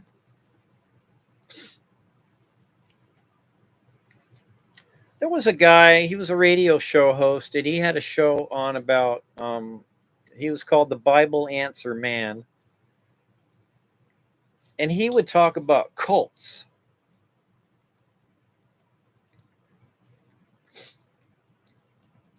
And one of the things about a cult, when you join a cult, they give you a lot of emotional support in the very beginning when you join a cult. So they have what's called love bombing. And when you're in the group, everybody will like hug everybody else.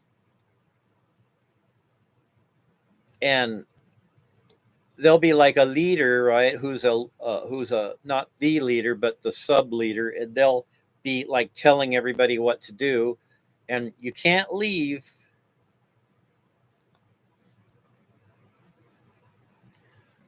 So you join a cult, and you're not allowed to leave and spend time away from the cult while you're in the cult. You've committed yourself to join up, and they want you there all the time. So they've captured you, and the honey that they use to draw you in is called love bombing. It's, oh, hi, how you doing? And they put their arm around your shoulder and they go, oh, we miss you, we really like you, and everybody's there and they're talking about you, and they're asking you, what do you say, what do you think, right? Everybody's hanging on every word you say, and they're like welcoming you into the group, and you're important and you're special, and that's in the beginning. It's the honeymoon in the club, right? You join up with the group, and then over time they make requirements of you. Well, they say, well, now that you're in our group, we need you to support us, and you have money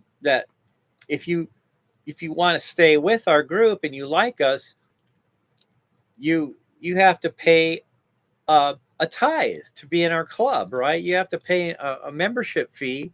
If you're not paying a membership fee, then we can't have you in our group. But we do have, like, you could come to the group where the group meets and clean the toilets and sweep the floors, and maybe do errands for other people in the group, or work selling these pamphlets, right? Or like selling candles, or making these purses or whatever they do, soap or whatever. You have to do that if you're not paying. And also, you didn't show up. You missed the meeting that we had. We look. We have to have you here. Show up. We want you in the group, right? But in order for you to stay and belong to our group, you have to attend when we get together. You must attend that. And if you're not attending regularly, and you're skipping, and you're missing the meetings, and you're not attending, then we can't have you in the group. And then when they do that, then they'll withhold that. When you show up, everybody will ignore you. They'll like be like wagging their finger at you, like reprimanding you and talking down to you that you missed the meeting, that don't show up here, we don't want you here, don't hang around here.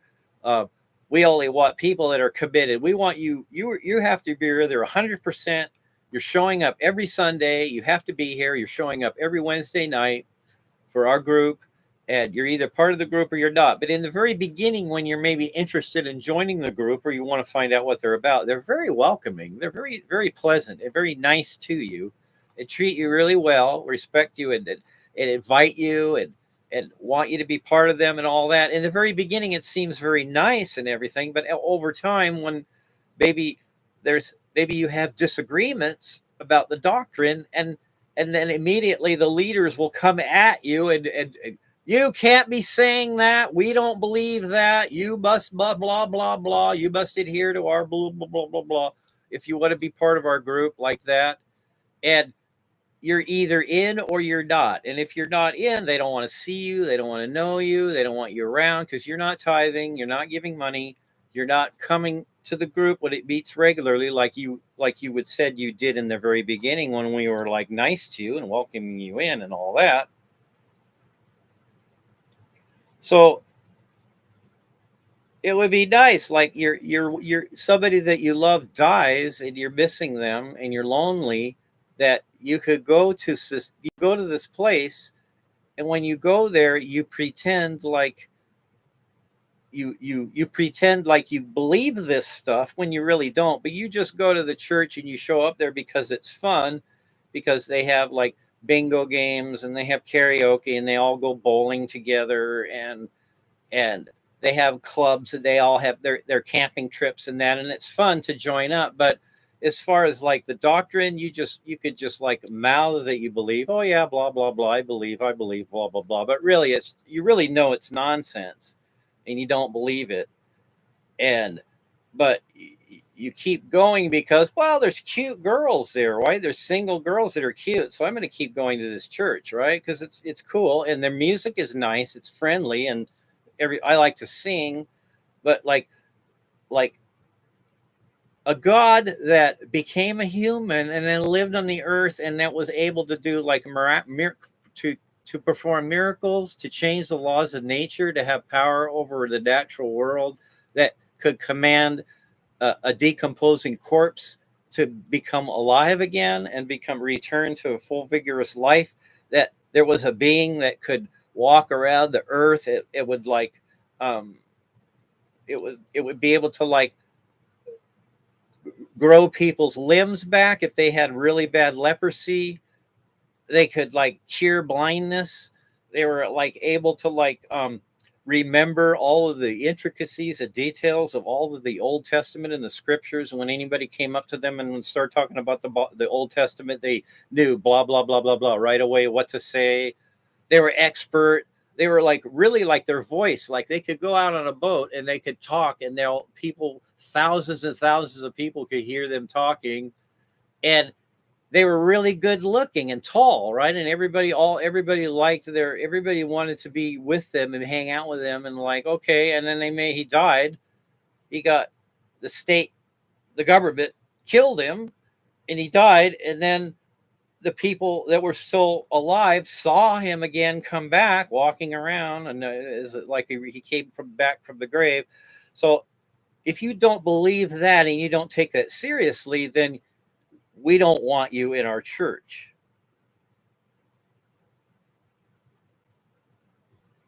So we don't want to see you. We don't want to know you. We don't want to smell you. We don't want you. We don't want to have anything to do with you. You don't believe that. You don't accept that we believe that Jesus, who was a God, who came down to earth and became a man, that the creator of the universe became a human man and lived the whole life and did all of this and this and this and this, just like it says, exactly as it was written down, without any changing it at all, without any alteration to the writings. If you don't take that face value word for word and don't believe exactly like it says, then you're an apostate. You'll be damned to hell. You'll suffer the fires of torment and damnation and rejection, and you'll be thrown with the devil and his angels into the hellfires, into the burning pits. And those that bow down and acknowledge, yes, this is the God, the great God came to the earth. I believe, and just give up and surrender to that and accept that, they're going to be the ones that'll go to the really beautiful place that'll have like the entryway into the city will be real beautifully ornate passageway, right, with beautiful jewels, and roads will be made out of like precious metals, real shiny metal roads, and people will be like giant people. They'll have like they won't be female, and they won't be male. They'll be like genderless people, and you'll be like one of them, right? And you got to believe. If you don't believe, then you're not going to make it there, because that's where all of your ancestors are there. Your grandparents are there. Your all the people that you know that were saved, that are deceased, they're all there, and they're having a really good time. They're playing music, they're dancing, they're eating really fabulous meals, they're having like just this wonderful, wonderful time, right? They're flying in the air, they're doing everything and anything they want to do, and there's this powerful God force there, and you're there. You're not there. You're missing out. You're in hell. You're burning forever. Your soul is damned. So it's either or. It's like black and white. You either believe or you don't believe. If you don't believe, then you'll miss out. And like having that always gnawing at you in the back of your mind. Well, if I just believe, then it'll be easy. Then I'll make it. Then I'll be okay, right? That whatever the God is, the God power, the God force, the God life thing, universe, blah blah blah, that will make me healthy and wealthy and wise and well known, and people will like me, and I'll feel good all the time, and I'll have these really good experiences, and I'll see these really beautiful sights, right? When I open my eyes, I'll see like beautiful rainbows, right? And vistas of mountain views, and beautiful like sunsets over like a beach, like a tropical beach in a paradise state. And I'll be given that opportunity to go there. But all I got to do is believe, and just like forget any kind of questioning anything intellectually, and just like accept everything just as it's written and not question it. And I'll be okay. I'll be all right. That's all I got to do, right? It's dumb. The idea of a God, right? The idea of the supernatural.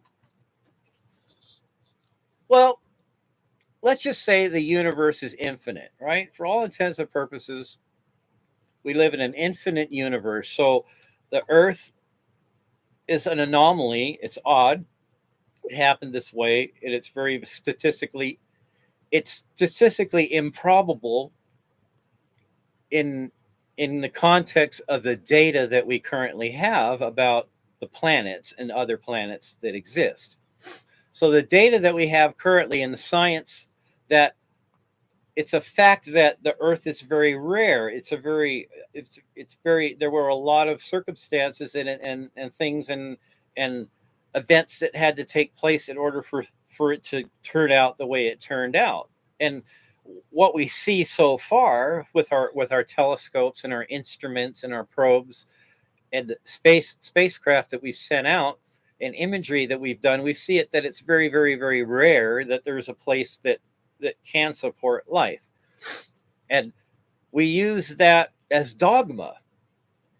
When the further and further and further we go in science, right, we make more and more and more discoveries. We make a bigger telescope. or we take more than one telescope and use them in an array, and we get further and further and further and more and more and more detail resolution. We get higher and higher resolution of further and further and further and further away, right? And we find out like there's like the Earth is, yeah, it's unique here where we are close by in proximity, but in the scale of the universe, of the cosmos, the statistical probabilities of there being an exact match for the gravity of the Earth, the mineral composition of the Earth, the atmosphere of the Earth, the amount of ocean water the Earth has, the position of the Earth, the size of the star, the elemental composition of our star, the initial elemental composition of the magma and the lava and the other elements that went up and made up the protoplanet that the Earth formed out of, and the ring and the debris of our solar system. That is statistically more. There's a number that we don't know. That is that there's a possibility of there being other Earths, just like our Earth, that life could have evolved on. Maybe it got to be only water life, right? So the organisms that are there aren't air breathing organisms. They're water. They're highly evolved, intelligent organisms that live in an ocean or live in a watery environment. So that may be the case, or there could be lots of other planets that have like algae or bacteria on them that don't have multicellular life, right? Maybe statistically it's more likely that there's hundreds and thousands of other planets like the Earth that have algae or mold or like fungus or like maybe sea anemones like that at the most, right? And at that stage of evolution, at our current time on this planet, probably most of the worlds that could support life have like microbial life, non-multicellular life. So there might be one out of every million planets that have bacteria or microbial life. That evolution, it's the environment is stable enough for a long enough period of time that life will evolve there into a multicellular organism that's intelligent.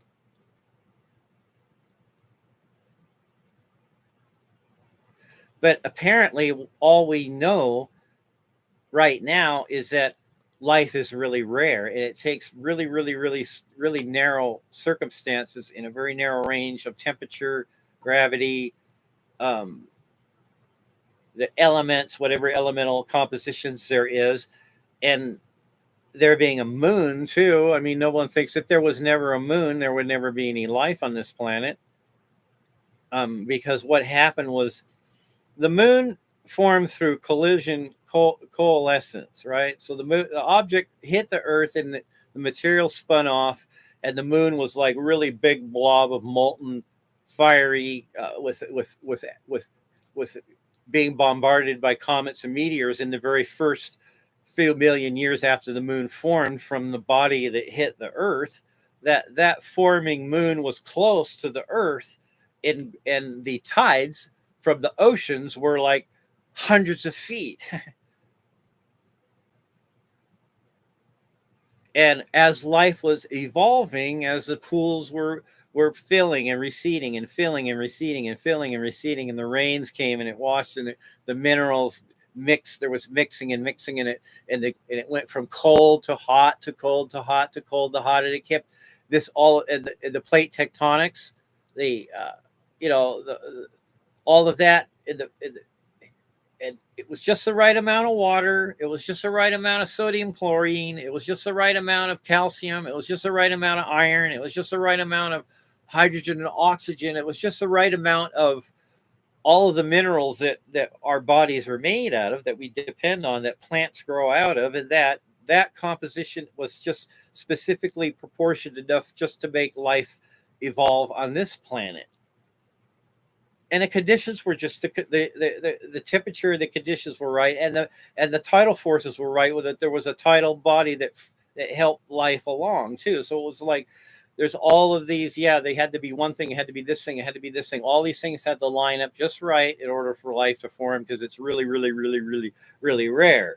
But in the scheme of millions and millions and millions and millions and millions of years of eons and eons and eons of time periods of orbits of stars around in other parts of the galaxy, the rotation of our galaxy and all of the other galaxies that are rotating, spinning around through millions and millions and millions of years, the eons of time, that in that statistically the probability of there being another Earth out there seems not so unlikely, right? Am I crazy to think that? Now, to think that, well, there's another person that's exactly like me. He's got the same hair color, he's got the same skin color, he's got the same voice, he's all his, like, his bones are the same length, he's the same weight, he's the same eye color, he's the same proportion of his physical features are all exactly the same as mine, and they're like on another planet, and they're just as conscious as I have consciousness. They have their own consciousness, and they're in a room and they're on an electronics device and they're talking to a bunch of other people online. But statistically, that would be like if somebody said that they think there is somebody else out there that's just like them, that they would say, oh, that's a stupid idea. That's just science fiction, which it is. But in all likelihood, it doesn't seem that improbable. And not even right now at the same moment in time that I know I'm alive this moment, right now I'm alive, but maybe millions of years ago, there was somebody, like I'm saying, that was exactly like me somewhere else, that said the same thing, right? So,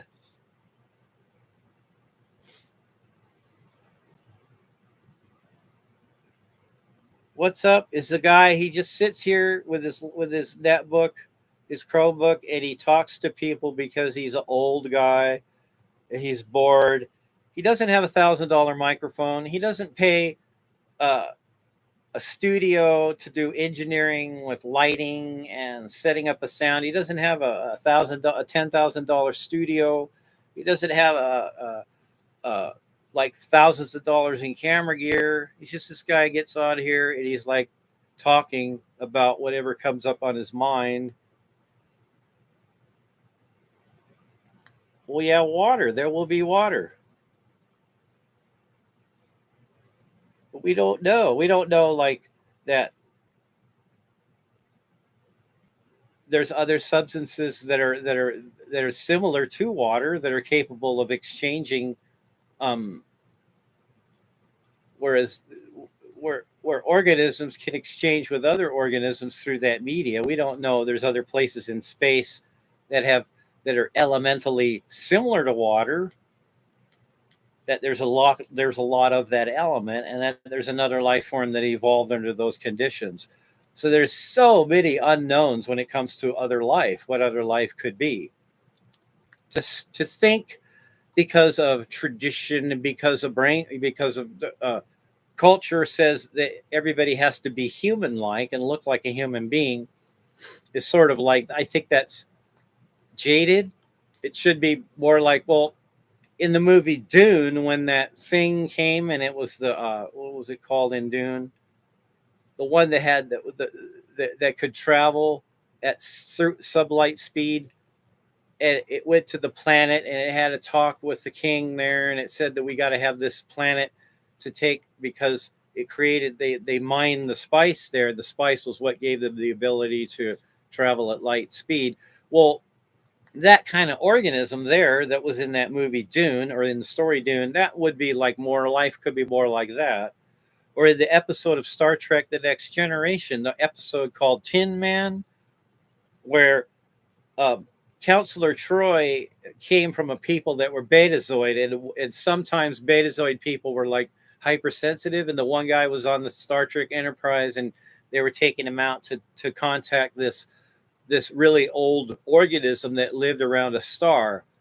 And he got inside of it and could talk to it, and he was like, it life spacefaring life forms maybe are really common, but I'm just saying we are in quarantine and everything is we're so far away from anything that we're quarantined from that other life.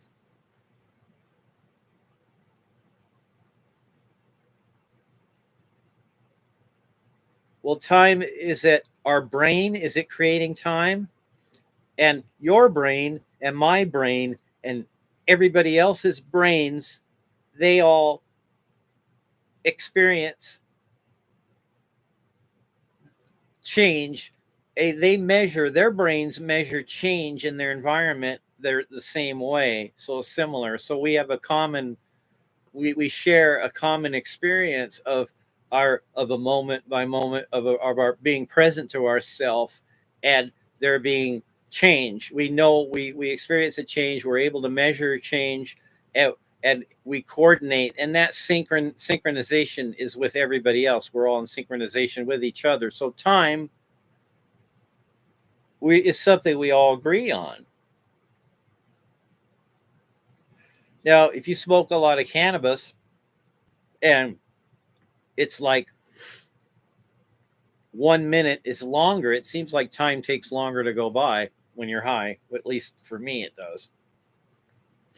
Or like right when you're like in a car accident, right? You're sitting in it. You're sitting in a car and it's crashing, and it seems like when the crash is happening, everything is going in slow motion because your brain is like hyperactive and it's like perceiving time at a different, right? For a few moments, you're experiencing time in a different way. Yeah, there is no proof that life exists outside of our Earth. We don't have any kind of microbes. We don't have any evidence in a fossil or, well, there was a meteor they found on Antarctica that was a rock meteor. It was a stony meteorite, and it had evidence of there being like these worm fossils on the meteor, and they found it in Antarctica. So whether or not, I don't know if they ever did any they did some isotopic readings of that, and it was from Mars. Someone had an idea that, well, maybe it was an impact on the Earth, and the life was already here on the Earth, and then when that meteor hit the Earth, it spun out into space. It spun out life that was already growing, and that life just fell back to the Earth as meteors. So it was really not Martian life. It was like Earth life that was thrown outside of the gravity and then came back and landed in Antarctica. But I think they discounted that idea. I think they did an isotopic. They confirmed that the meteor found on the ice shelf in Antarctica had isotopic relations to the Mars planet. MHN, what's that? I don't know. Well, what happens is that if you accelerate atoms, then the nucleus of the atom, it's harder for it does something. The nucleus of the atom slows down when atoms are accelerated. The force of the inertia causes the atom to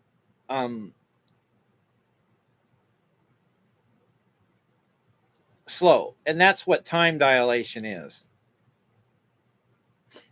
So let's say you have a really delicate clock, right? And then you launch that into space, and it's lit in less of gravity. It's lit in less of amount of gravity, and it's high orbit, and you have an exact same clock on the Earth, right? And that clock that you have on the Earth moves slower. Well, think of all the minutiae of all the gravitational force and the inertia getting the clock out into space too, forced upon the atomics of that object. The atomics of the object will have less of a gravitational pull on the atom by atom by atom, will slow down or will speed up, depending upon how gravity is affecting the atomics. So I think the problem with the speed of light and time dilation is merely an effect of heaviness upon the material itself, causing it to either speed up or slow down.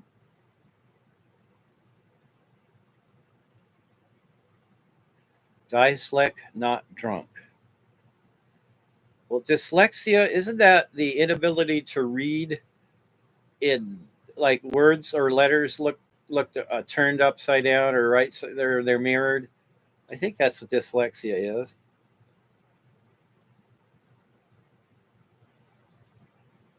You need rhythm to make another earth. Rhythm to make another earth. Okay. Well, they just found these lava tubes on the moon.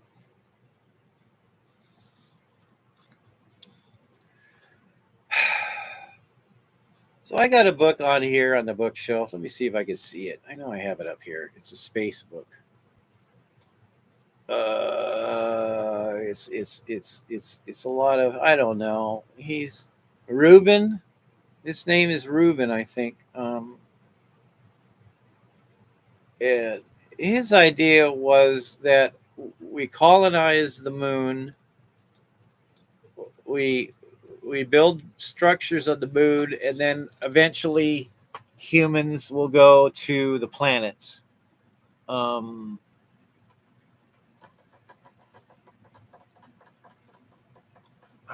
where is that book? I have it on my bookshelf here.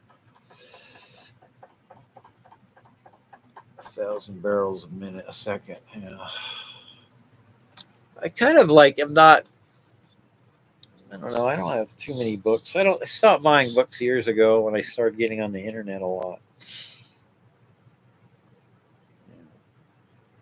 Dyslex, not drunk. All right. We definitely need rhythm to make another Earth. Yeah. It's common in the sense that life exists. Yeah, because we're around it, we're immersed in it. We're not familiar with anything outside of our normal experience of what we experience here. And all of our instruments that we've had, probes that we've made, have only come into contact with other bodies in our solar system that are way far out of the range of even be able to support life, primitive life. So, but we don't know, right? There's still a lot that humans don't know.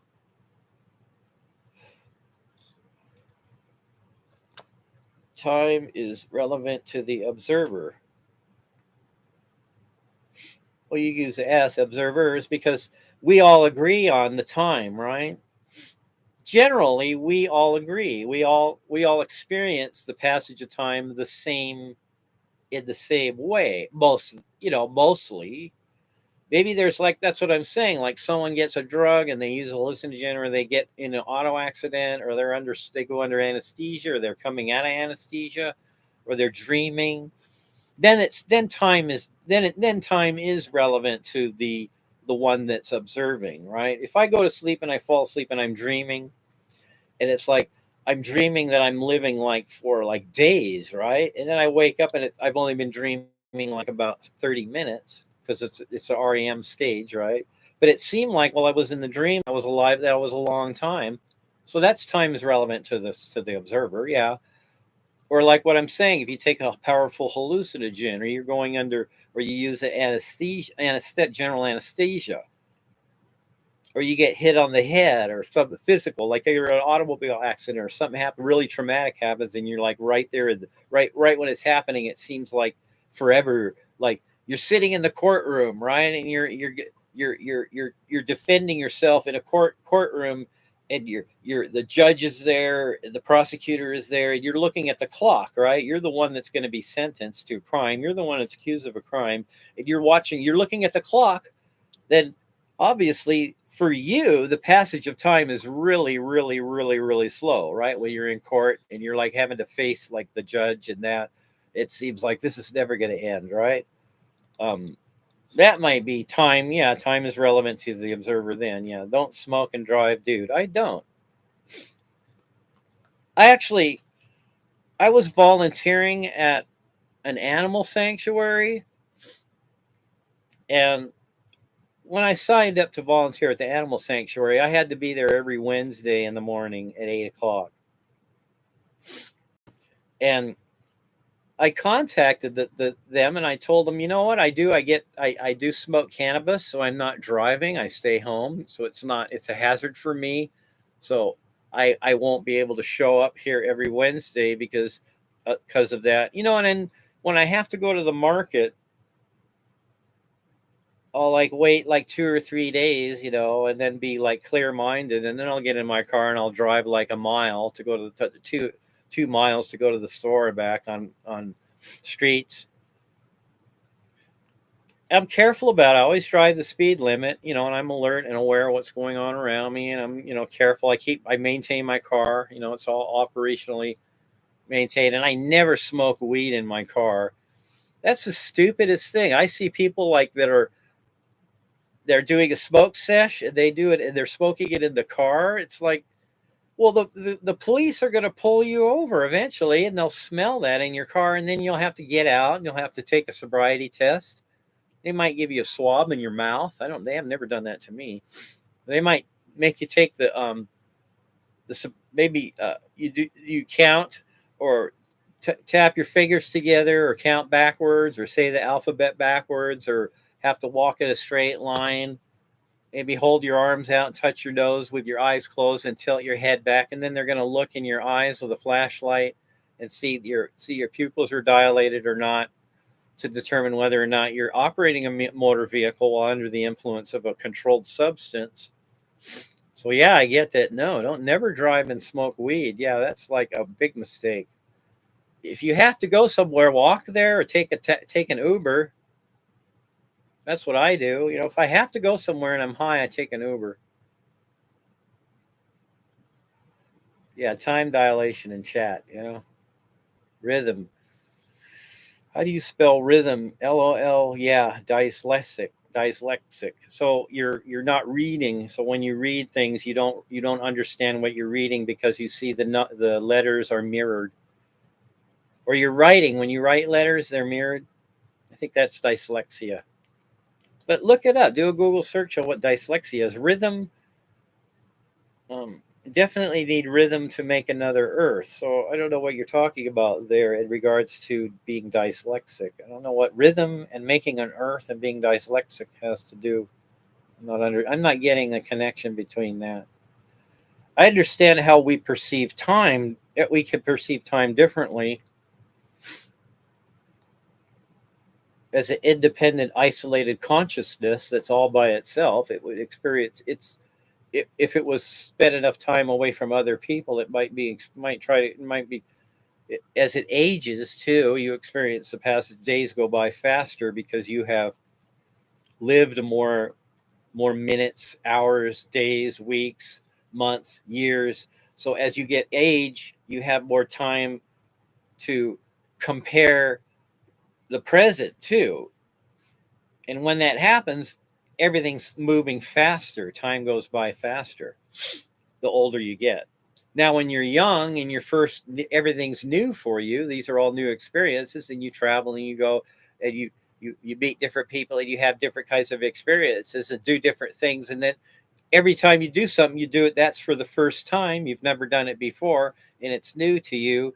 That seems like time is going by real slowly because it's all brand new. But when you've lived a life and you're doing the same thing every day and you have more moments of time that you've lived and you experience that already, so it seems like it's faster as you get older.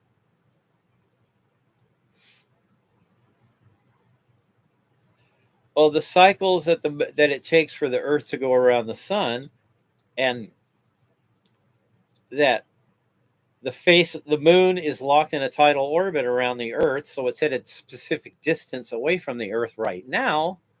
In our time, it is. In ancient times, in the times of prehistoric, or even the times when there was only water and oceans, and life only existed as jellyfish and small little marine organisms, trilobites, and that the moon was a lot closer. Yeah, that's changed since then. But all of the initial conditions of the minutia of everything that happened in the very, very, very, very long past. Those events that happened initially set the conditions forward into the future to to magnify events as they are now. So they had, and the moon forming around the earth was significant for the for life to develop and evolve. And it might be that, it's just my opinion, I don't know this for sure, it might be that that planets that have life on them need a moon there already.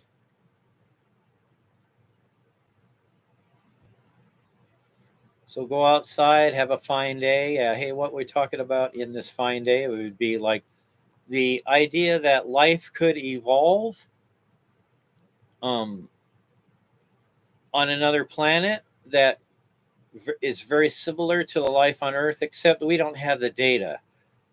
It's probable that it is that way, given that, well, how big the universe is, both in its scale, in spatially scale, as well as how old and how much time already has passed and time that will happen in the future. Given those two variables, that life could be really, really, really, really, really common. But we're just so far away. We're quarantined from that. We'll never know for sure. There'll never be any proof that the new president, um, it might be that the people wanted a person in a position that could be tough, that could be sharp, and be able to do negotiate really well, and do uh,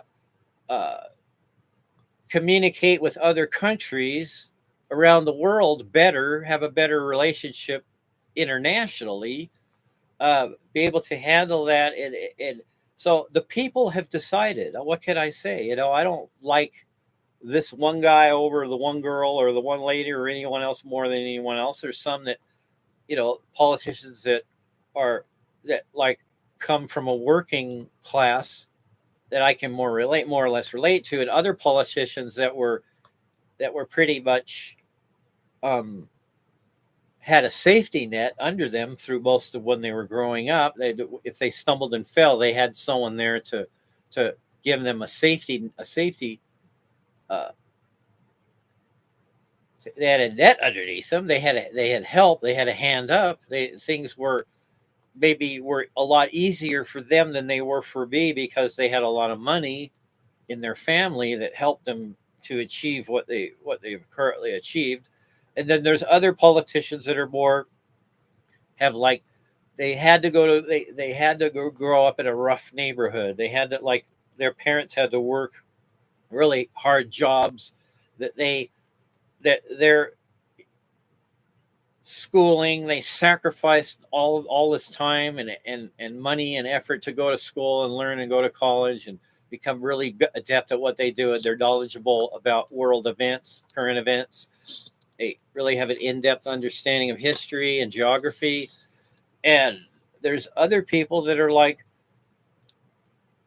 that are good at negotiations. They're good salespeople. So I get scared when the leader of the free world doesn't understand science. That bothers me. You're talking about Earth time, dream time, and the third afterlife. Laugh out loud. If you believe in that, I don't know. All I know is I have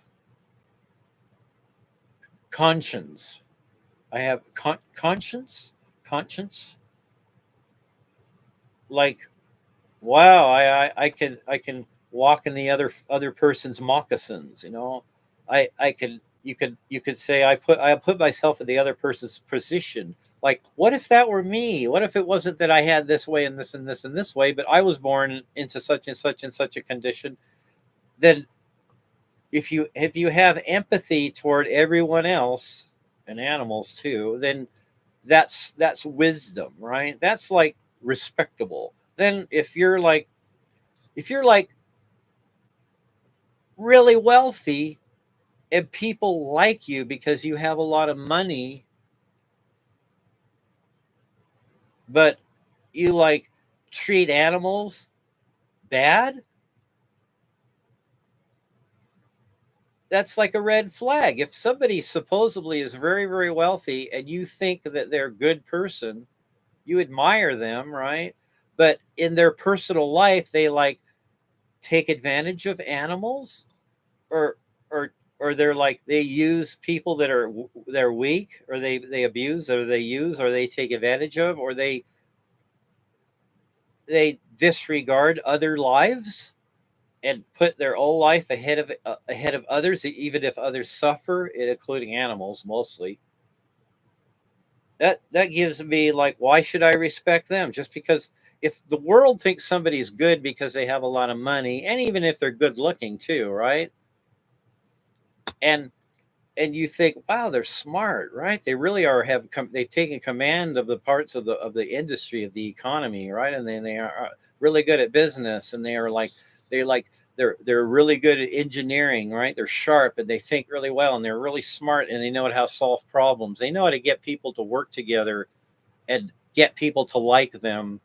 And you look up, you admire those people that are like that. But when they are not around anybody in their own personal life, they're like cruel to animals.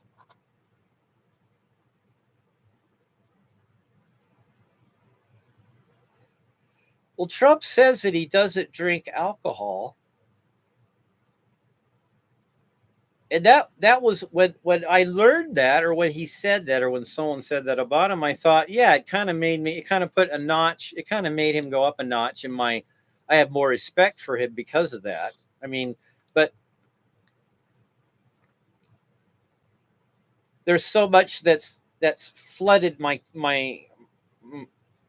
knowledge about this person from the media, that either is not true, or is exaggerations, or is um, um, trying to trying to manipulate an image of the man in my mind, of what I think about him, not just him there talking what he says, and knowing about the context of what he's saying it in also, right? And so that, just judging the person on their own merits, I don't see, the only thing I see is he is about addressing um concerns about the environment, really, mainly. I mean, if I'm somebody that's like loves children, and I'm hopeful about the future, that I want a better future for everybody in the future tomorrow, that um and I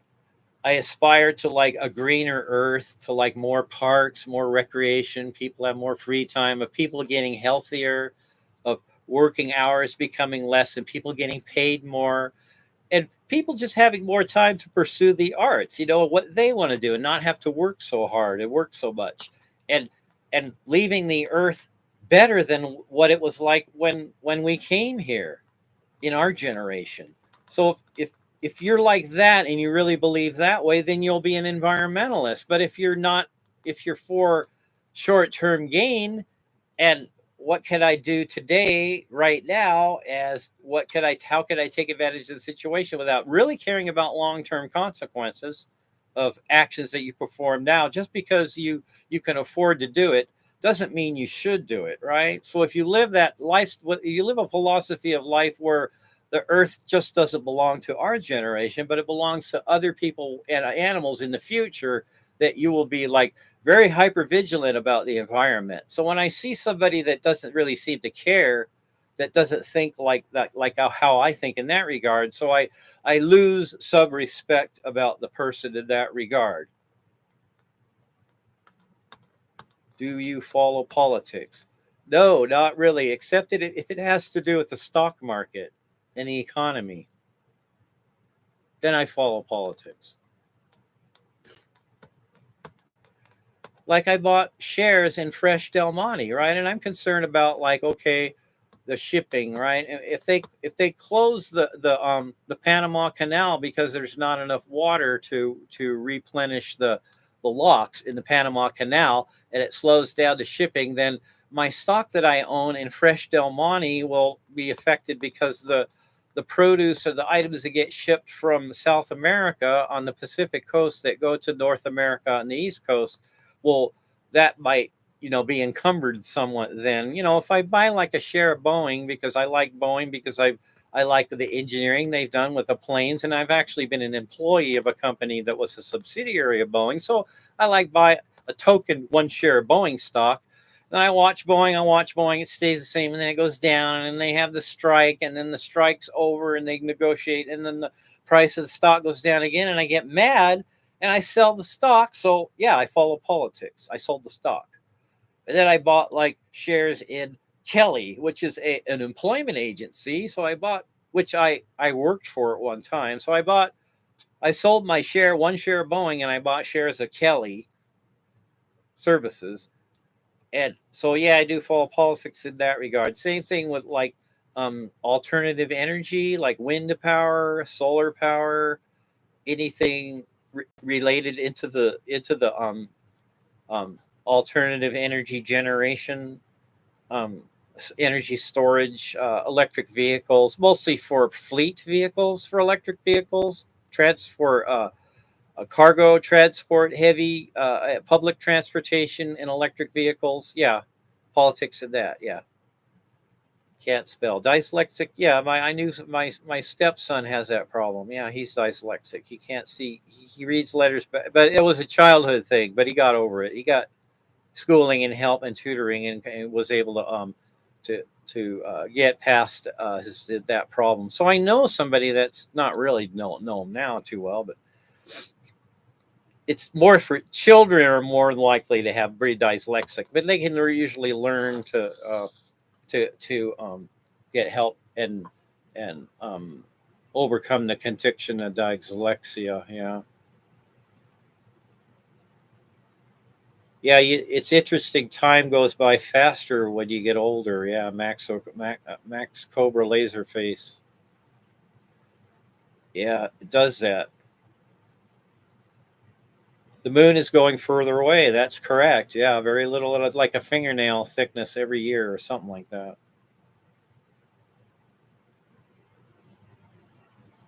I think we got water comets. Yeah, that's where the most of the water, when the Earth accreted, it accreted comets as well as just rocky, molten rocky lava flowing meteors.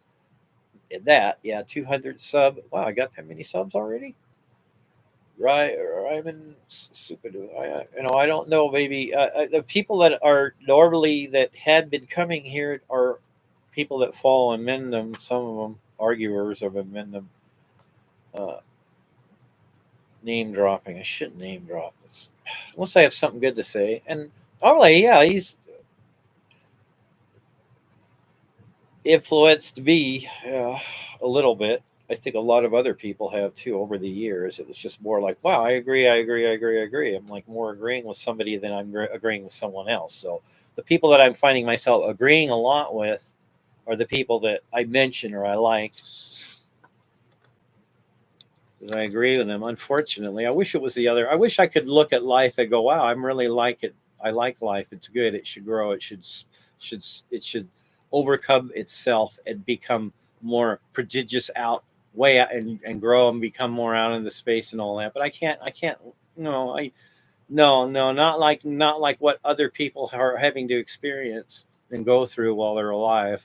So in the future, that's going to keep happening again and again and again and again to other people, and that knowing that might happen to someone else might really suffer a lot, then the whole thing is broken, and it should be all of it should be dismantled. When in the Old Testament, when God regretted having made the earth and it was going to flood, what happened? Why didn't it should have been it should everything should have been game over then. But Bible people, they cherry pick. Usually they don't read Ecclesiastes.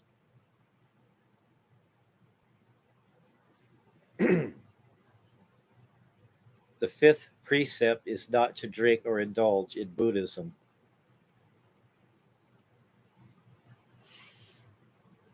I went to an event near my house at a park. I met these nuns.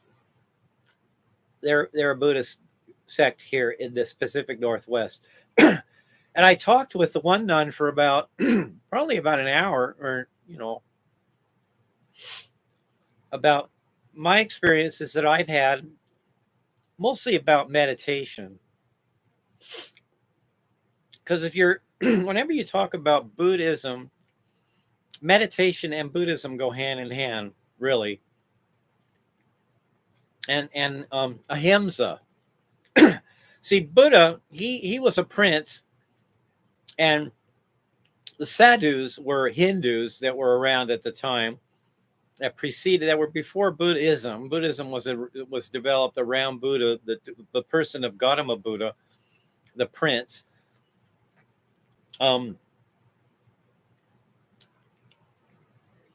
Getting drunk and high, either drunk and using drugs, both. Yeah, the fifth precept is not to drink or indulge.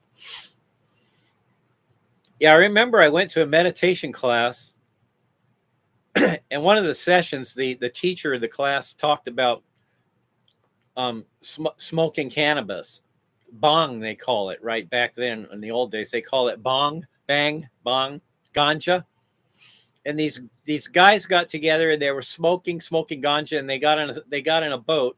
They were on a dock and they got in a boat and they were smoking ganja, and they were rowing and rowing and rowing and rowing and rowing.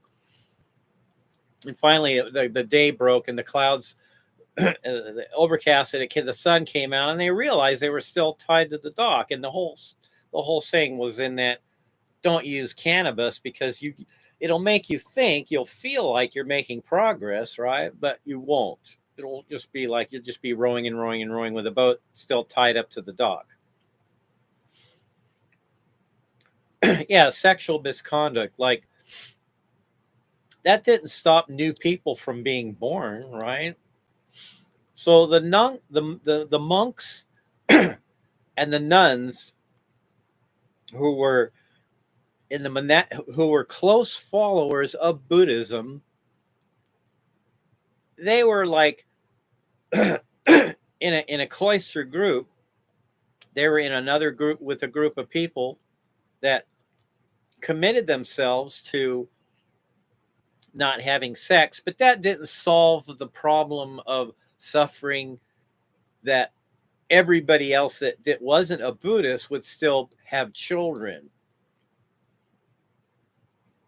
So many people discount that Buddhism really did solve any problems, because even though people were supposed to not have sex, that I got a low battery. I got to hang up. So I'm going to hang up here.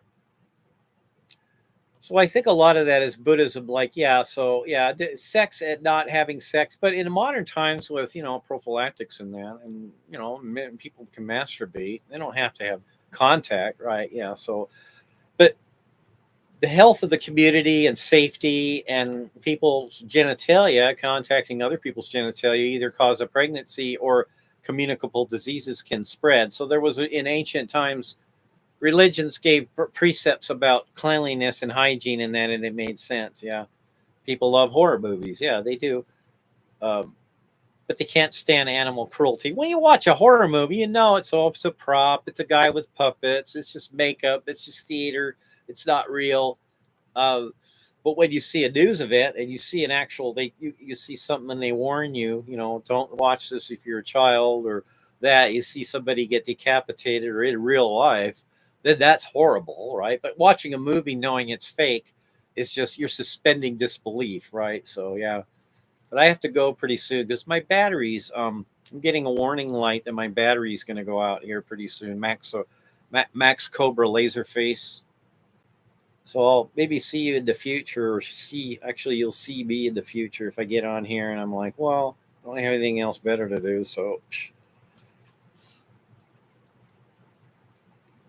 Yeah, baiting is breaking the fourth precept. So your body, as a normal male, your body builds up fluids in the organs and tissues of your body, and you need to release that out. And it's just a matter of time before your fantasy kicks in, your fantasy thinking or your dreaming kicks in, and you have an ejaculation. So it's a stupid thing to prohibit that. And like, well, it's normal. It's a normal male thing. If you have a girlfriend, you'd be bad to do that, right? Because you're not saving it for her. You're not sharing pleasure with her. So yeah, I got to get going here.